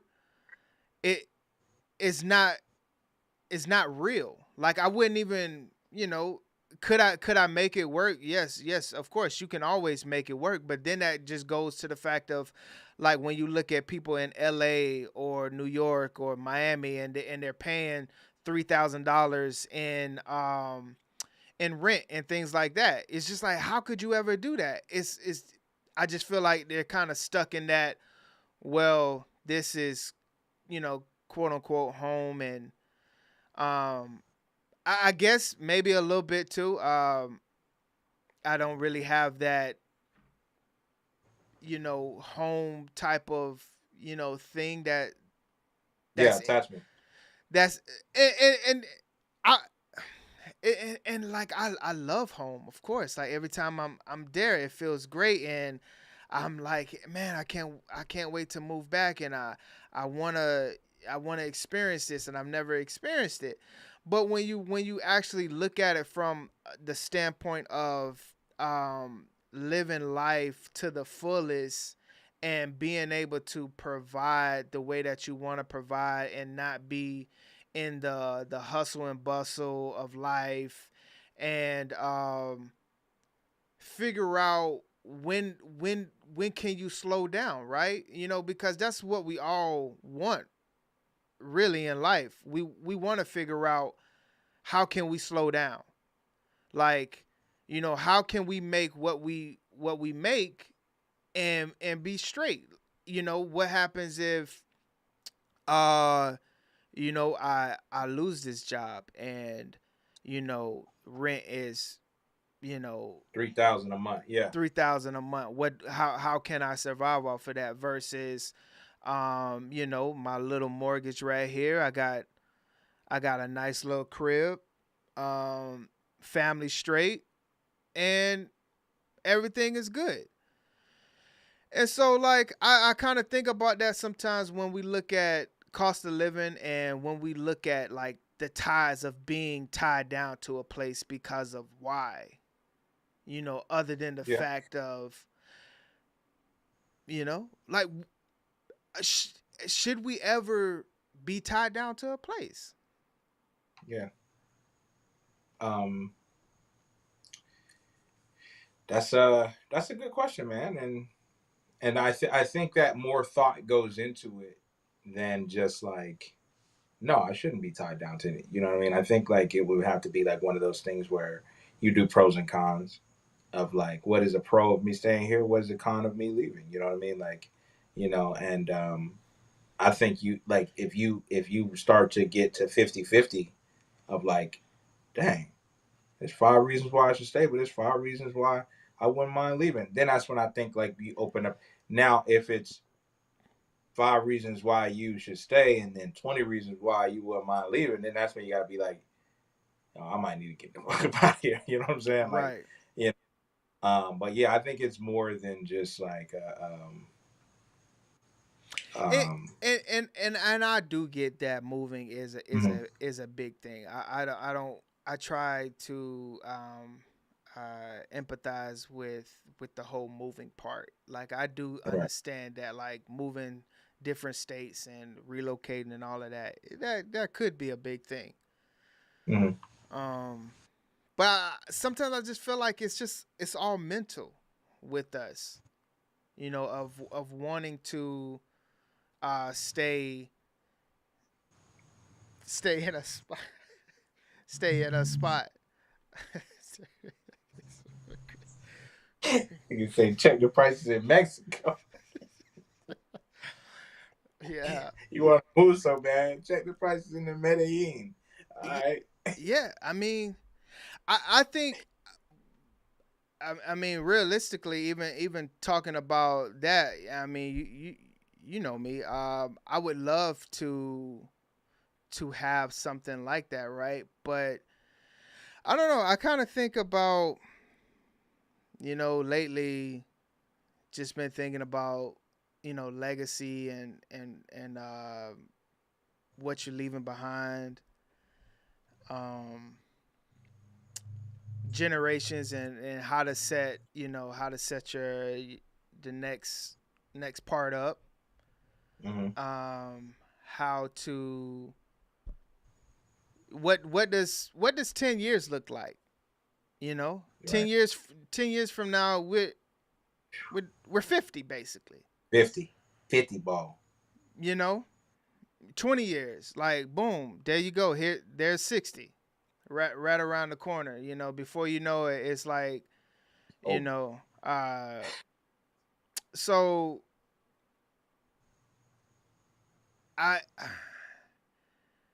that's why I wonder, like, how much does the place that, you know, we live at currently, if it does not make sense going forward, far as, you know, whether that's homeowners insurance to property tax to gas prices to whatever.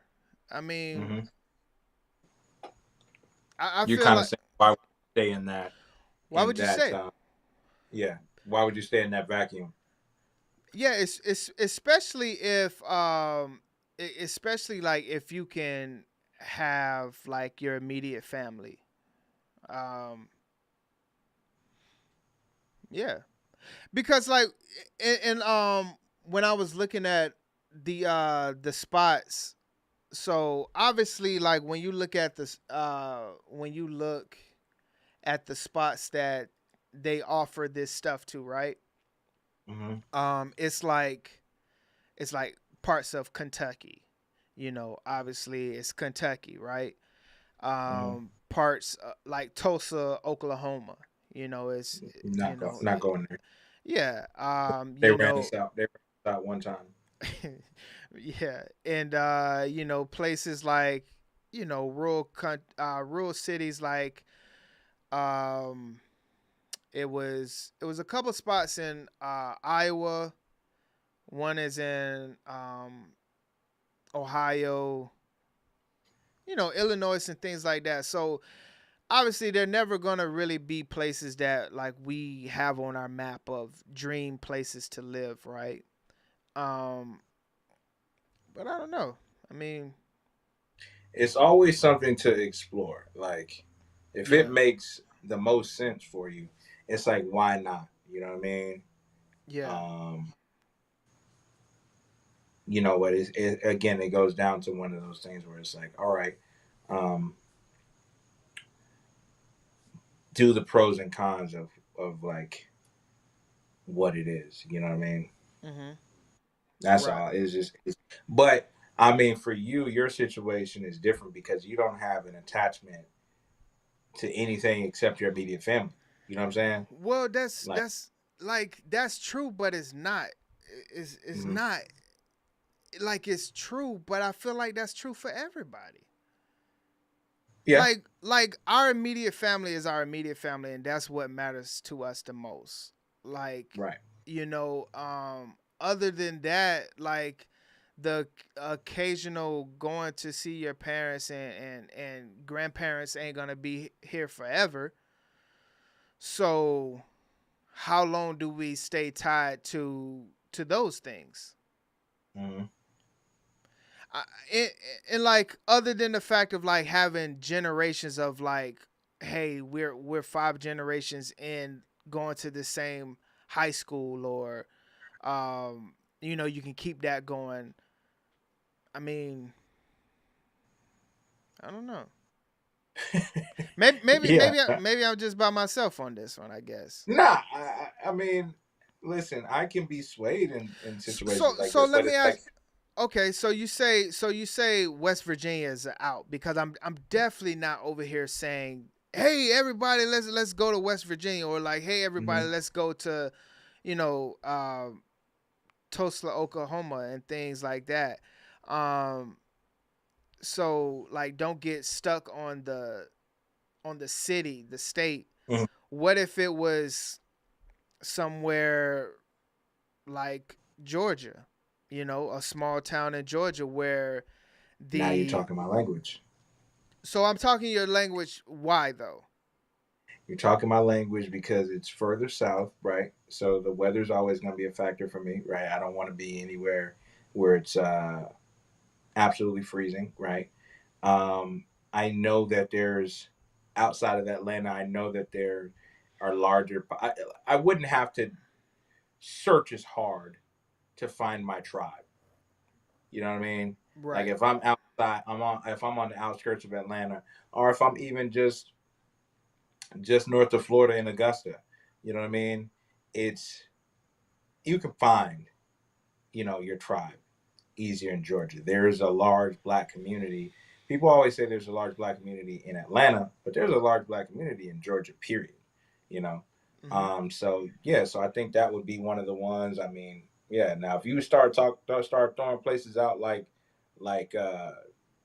Georgia, you start throwing places out like Houston, Texas,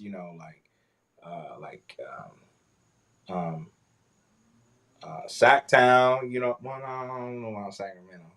Hell no. Yeah. So okay, so like right now we're speaking on like the tribe, and you want to be close to you want to be close to Black people. Right. Do you not have any other type of friends right now? Other type of like co-workers that you're cool with or anything like that? Like personally? Like Yeah. do No, you only speak to black people? no, that's not it at all. I speak to a lot of white people, right? I work with a lot of white people, and I just think that when it comes down to stuff like that, I just think that we can relate best to each other. You know what I mean? Right. Like, So my question is, how many black people do you need around you? oh, I see what you're saying. I'm Just just your selective few, because yeah, okay, I see what you're saying. So or let's take our selective or few and go to Houston or Georgia, because I ain't or going to West Virginia. That's out. or is it do y'all need to feel black people at the grocery stores, black people at the movies, anywhere you go? Like you need to If feel if that I know I presence. got my if I know if I got my dog with me, you know what I'm saying? Or if I know, like, if I'm comfortable in the air, like I don't need it to be black. I don't like that's not what I need. You know what I'm saying? Like, I actually prefer diverse. You know what I'm saying? Like, it's just, like, your biggest fear is moving to West Virginia and it's cold and everyone's looking at you like you in a museum because they like, damn, you you you took the deal, huh? You got the 10,000. Okay, all right. We see you. All right, man. Well, if you need us, Yeah. just let us know. You know what I'm saying? We are your neighbors. Like, that's the worst thing. Like, because Let me hold on. Let me stop you there. So Keith says, yes, black people makes me feel safe. How? How do black people make you feel more safe? That I don't I just don't agree with that. I don't agree with that. know. Okay, so Like the color of your skin is not gonna make me feel safer. so you are more comfortable around people who aren't black. That's not what I'm saying. I'm No, comfortable. I just listen. I have to ask I baseline questions. listen. I am comfortable around people that are not going to do harm, that have the same mindset as Perfect. me, whether that's black, white, Brown. brown, yellow, purple. Yeah. I'm and I'm gonna be out the way anyway. But at the same time, like, yes, you're gonna find yourself in um places, right? You're not gonna be a hermit your whole life. Um, no, I don't feel safe with white cops. I don't feel safe with any cop. Like black people, black cops kill black people too. So like that's not where that's not a good argument there. Like just because thank you black cop for pulling me over. I don't my heart is not beating anymore.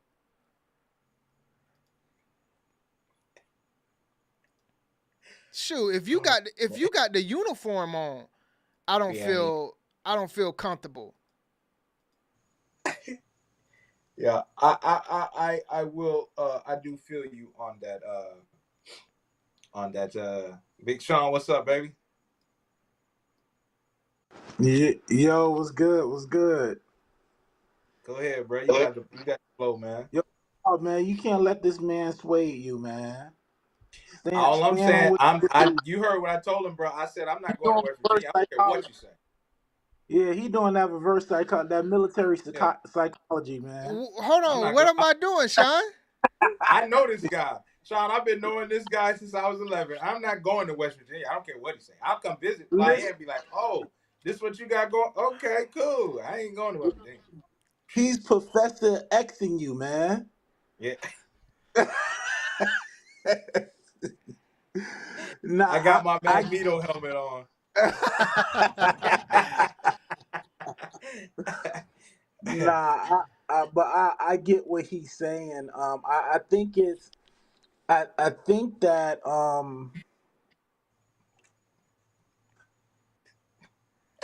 What they like you up in the chat? Where's my change? that most black people is afraid. Sean, I think the first part you froze right now. Yeah.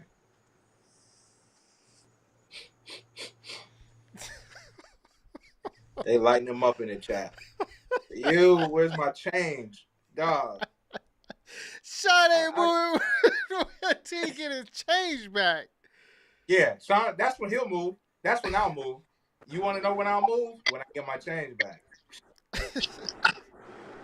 Yo, I think we can hear you now. Yeah, we can hear you now, big dog. Yeah, I was saying that I understand both you guys' points.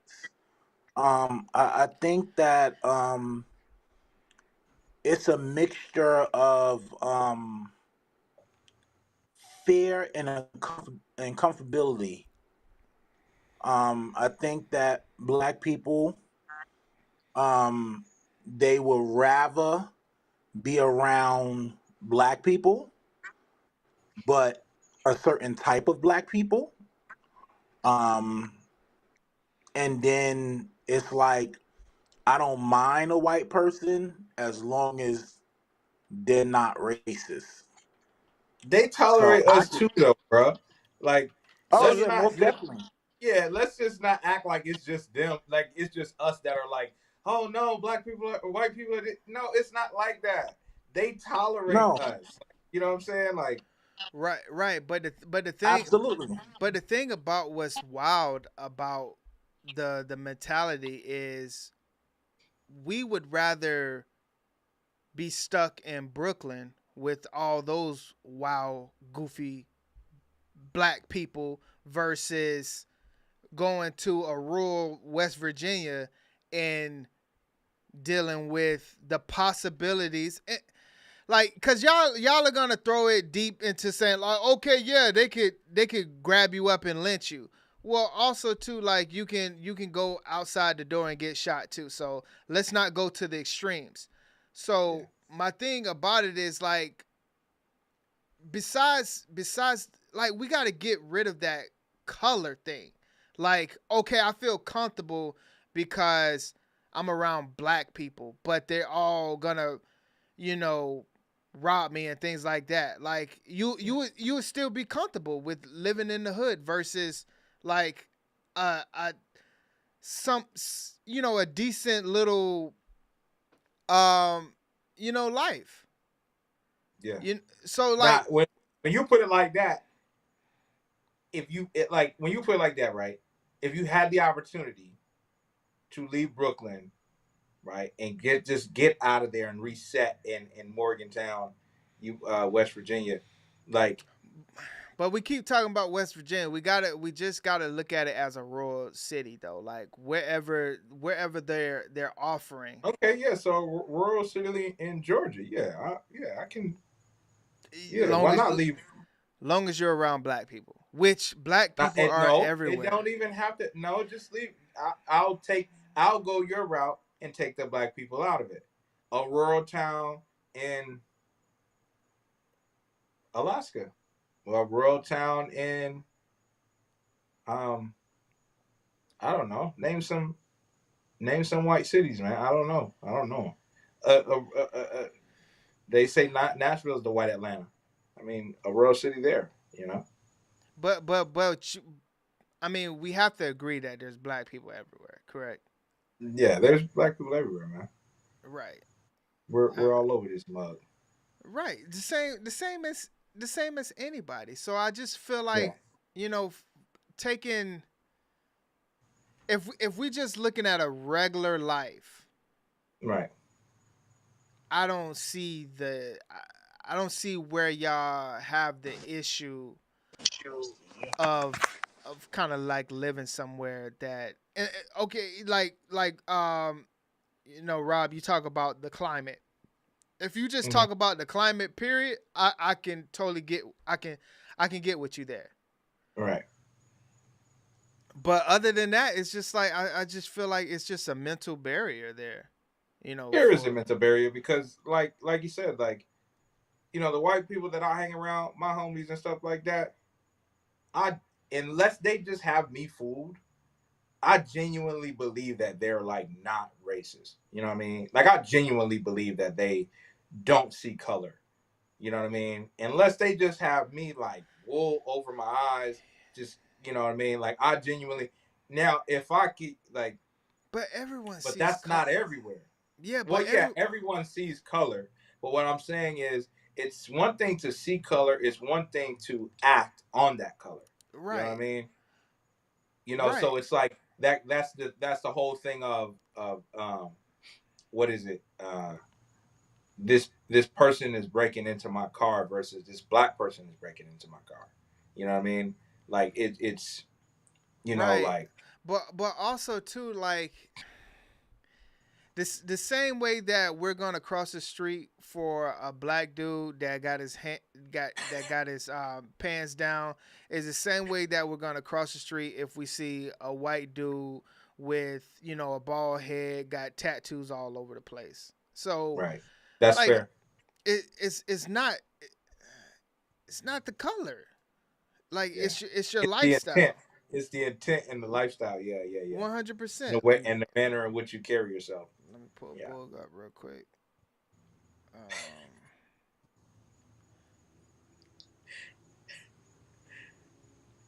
Yeah, no, I can agree with that. Bug, what's up, man? What's What's good? up, big dog? Chilling, man. Reebok. You. Yeah, man. But see, I was saying, I know it's different everywhere else, right? But in West Virginia, you gotta know, man. My son plays football, so we go to West Virginia every weekend, every Saturday. Okay. When we sit down at them restaurants and eat, or go to get gas at the Sheets or Wawa, man, them people be looking at us like, who let the niggas in? You know what I'm saying? Yeah. Man, that's uncomfortable, bro. And I could not live there, man, with that. That's uncomfortable as hell, man. Like, when we go, we sit in the car until my son get on the field. And as soon as he get off the field, we get right back in the car. Sometimes we there for 8 hours at a time, sitting in the car, hiding from the Caucasians.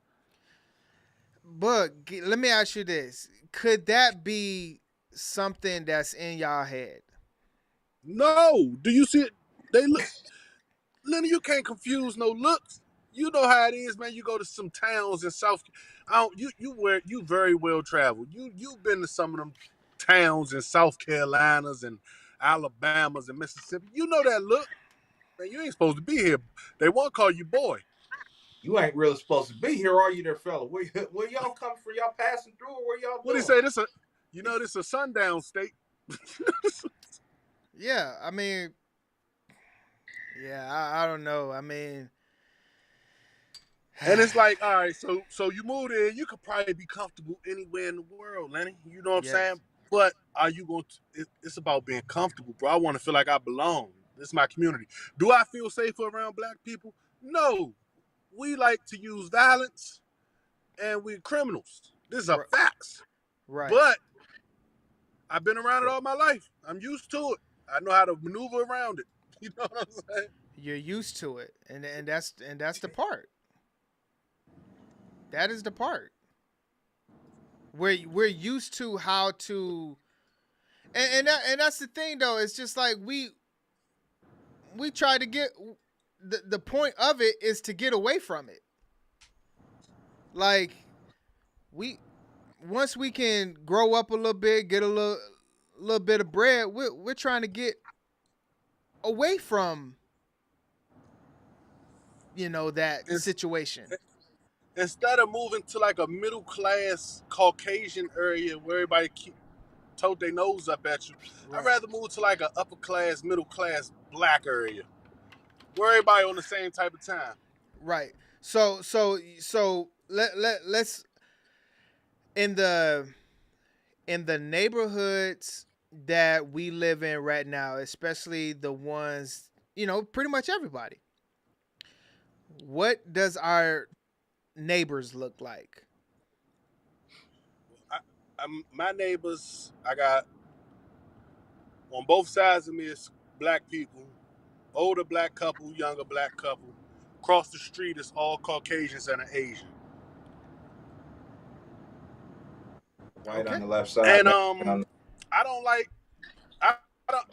really like, across the street seems very nosy to me. I never introduced myself to this lady before in my life. I never spoke to this lady before, and she comes out every day and calls me by my full name. How does she know my name? Things like that make me uncomfortable. I don't know your name. Yeah, why'd you do that? Why'd you do that? Why'd you search me? Eric Payne, how the hell are you, buddy? So let me ask you this though. That's how she talks to me. You feel a certain type of way because your neighbor wanted to know who you are. She was not. See, now you make it sound bad. You know good and god doggone well that lady ain't looking up to see what my name was. It's a young dude pulling up here. The loud music. His first 7 months here, he had 96 cookouts. Right. His pants sag a little bit. His kid's hair is nappy. Right. They come in all times of the night. Let me figure out who this nigga is. That's what it was, Lenny. So is that an issue? Yes. Well, yes. what he's saying, lady, what if I was able to buy this property over here, but if I was able to purchase this property over here, lady, I'm a decent human being. But how does she know you bought it? 2, you could have got that money from a grandma passing. Somebody could have gave you that house. She doesn't know that.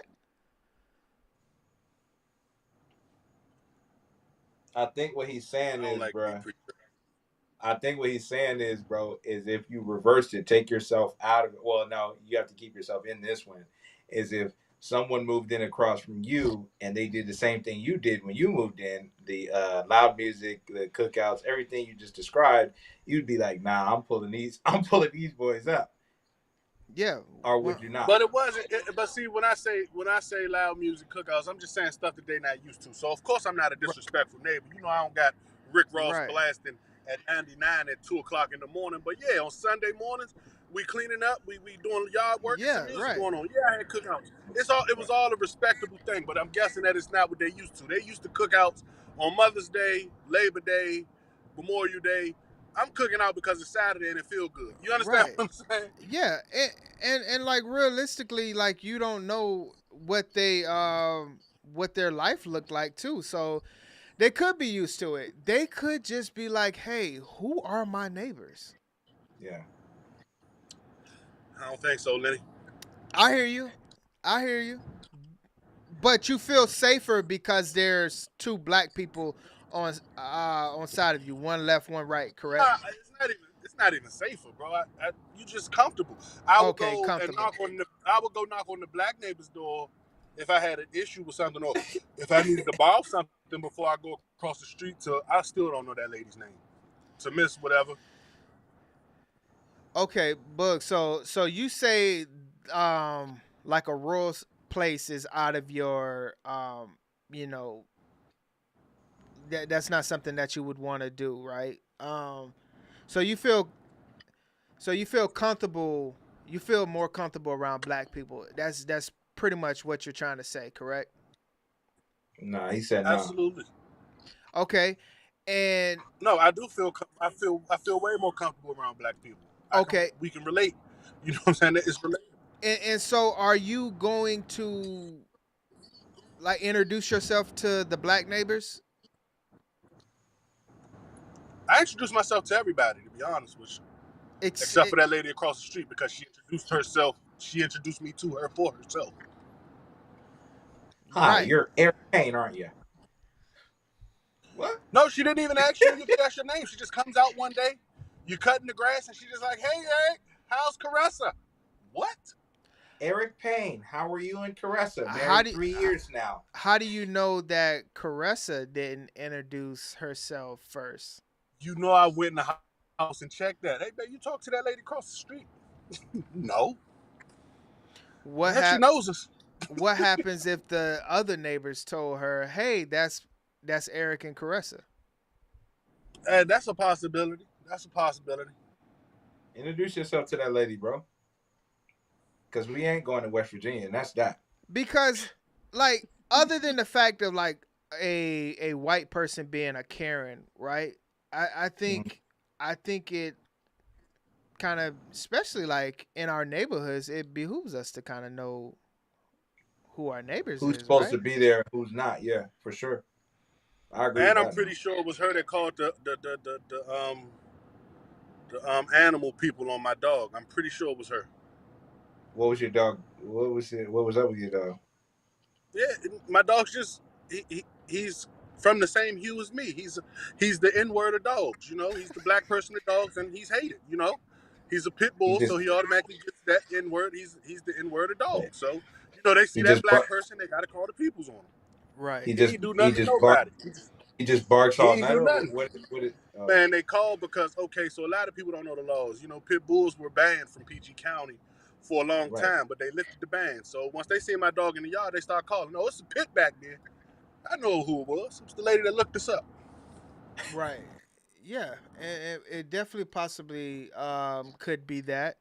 So Books, besides the West Virginia, because it sounds like you're not with West Virginia, would you be open to any type of, relocation, incentives, those types of programs where they're basically doing it to, rural type of cities and towns and things like For, that?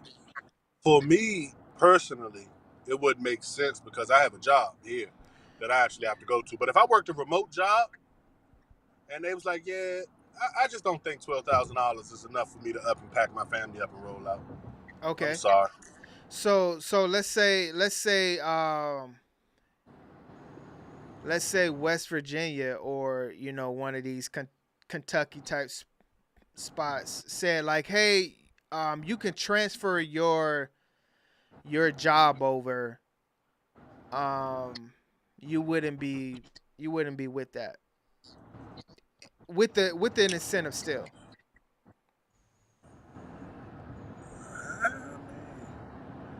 But it's like, all right, pack up and leave for what though? For 12 bands? No, for It's the like, you know, all right, you keep your job, but yeah, for the cost of living. pack up and oh, okay, maybe, yeah, maybe, yeah, maybe because the cost of living is crazy. So What's maybe dollar goes further there. what's the gas in Maryland right now? Where you at? probably like 350 regular, 350 for regular, Right. $4.20 premium. Right. So like if gas, if kind of like the video was showing movie tickets to, take your family out to, a nice time out, it's cheaper. You're able to do stuff. If we're just speaking on West Virginia, they're giving free outdoor activities, all year. So anything that you want to do is free. But I think it's just mainly about the cost of living. He said they giving free outdoor activities, like it always costs someone with a ride a bike. No, You'd be I mean, surprised. for like the skiing and the whitewater rafting, all of those types of out. Yeah. So, all right. So if they like, all right, Boog, you could keep your job. We're gonna transfer you down here, keep your same pay. We're gonna give you $12,000, and the cost of living is way cheaper. It's very possible. But then you got to start all over. You got to go down there. You got to go through the home search again. You got to buy a house, sell your house. It's a lot for 12 grand and a cheaper cost of living. Up that thing to 75,000. I'm out of it. We all out, brother. We all out. Well, don't you feel like it would be 70, let's say, because you threw out 75K. Don't you feel like eventually you could save that type of money if we want to throw 75K because of the cost of living and because of things being cheaper? I mean, I guess it's a possibility that you could save it, but let's be completely honest. The cost of living hasn't always been this high, and I ain't never saved 75,000 before in my life. Anyway, the cost of living wasn't always this high, and I ain't saved 75,000 when it was low. So you know what I'm saying? Right. You know what I'm saying? So Yeah, I don't know, man. It's just it's a lot of it takes a lot to pack up and go. You know what I'm saying? To just pack. You if anybody know that. You know what I'm saying? But it takes a lot to pack up and just roll and move your family somewhere. Like I gotta find housing. I gotta sell my house back home, or possibly rent my house out back home. I gotta go through the buying process all over again, which is not a piece of cake. Anybody that owns a home know the buying a house process is about a 2-year process. Right. I gotta come up with closing costs and down payments and stuff again. And you only gave me $12,000. You know what I'm saying? Right, but we also gave you, Cheaper maybe, cost of living. yeah, maybe the 4-bedroom, 5-bedroom house that you're living in costs 2,000, but you go here and it's 1,000. Okay. So that amount of money that you're talking about, hey, I gotta save up this, I gotta do this. I feel like it's there. Yeah, now, yeah, I get that. Yeah, I mean that's just but y'all over here, talking about you got to be around black people. That's I don't think it's just black people. I just, it's just one of the things you just got to think about. You know what I mean? I can't bring my pit bull from Always West keeping Virginia. I bet you that. always keep an open mind. You don't think you can bull you don't think you can bring it? Why not? Oh man, I got one neighbor that looked me up and called the peoples on my pit bull. Imagine me being surrounded by 20 of them, 20 hers. Yeah, I would think most spots that you look at in West Virginia, you're gonna have land. So I don't think you'll be on top of your neighbors there. Oh yeah, well that may be true too. There you Yeah. go. That's very true. Yeah. But I'm a I'm gonna call it there, and I want y'all to think about y'all racist ways that y'all have, and That's a crazy spin you put on that, bro. That's a and crazy spin you put and on that. and be more open to being around people, I guess. Nah, I'm joking, but I like I said, I understand where y'all coming from. 100%. Oh, I do. I know you do. You just gotta, open up the conversation. You know what I mean? Yeah, yeah. I understand, and it's opening up the conversation, but I still feel like y'all have a mental block that y'all need to get over, To because get checked. I feel like I have a social button, Lenny. I'm a very social person, man. I'm a correct, social button. I correct, flourish in social environments. right. I can't do that at the bar with, you know, You couldn't you know. you couldn't I do mean, that, yes, you could. Yes, you could. After a few drinks, yes, you could. Book. So I you done dropped the N-bomb 30 times, and I'm on the 16th. My bad, y'all. You know right, what I'm saying? Like, yeah. So you've never partied, or you've never just went out with a couple white people. no. I've been to parties where white people were there, but I've never jumped up and called Jeff and Roger and was like, "Hey, what y'all doing tonight?" No, it's never happened. We don't even. I don't even have. Not even trying to be funny, and Yeah, I'm not a racist person at all.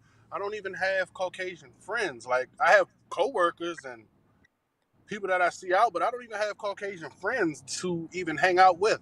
I may be at a party and there may be white people there, and I'm very sociable. You know what I'm saying? I'm a social person, so yeah, I'm a click pretty much anywhere I'm at. But the core group that I'm with and I came here with is for Negroes. You right. know what I'm saying? And don't you feel like those four Negroes that you have in said West Virginia will be there with you to party or have a couple drinks at that? all the Negroes in West Virginia are locked up in the federal prison system. That's where all the Negroes are. There are a lot of Negroes in West Virginia, but they're in those prisons that's out there. Or at the rodeos. No, they're not at the rodeos. Okay. The only black person you've never seen a black person in West Virginia, and the world is shocked that Randy Moss comes from there because he's the only black person in history that we know that comes from West Virginia. Well, They don't have them there, Lenny. All you see is big boy pickup trucks. Okay. Blonde eyes, blonde hair, blue eyes, baby. They Carhartt. They definitely have them, but hey, you crazy. Yeah, we just need to all pack up and head to Montana. Now, if we all go, now if we all Montana. did it collectively, I can do Montana. No, I could do anywhere. If we all decided collectively as a group that we're all going, I'll do it.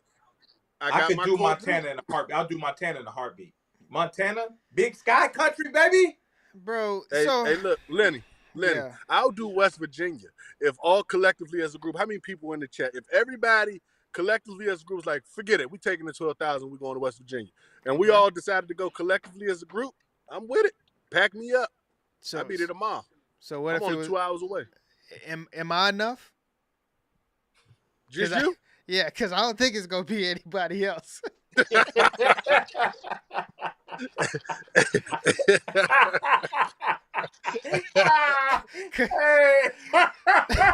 Because I'm ready.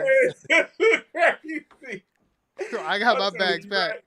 I'll tell you right now. They will be I do. If about it was just you, you'll have to sign a contract saying that you are not going deployment no more. Nah, hey man, you are not leaving for 6 months at a time. Hey, 2025, baby, I'm never leaving again.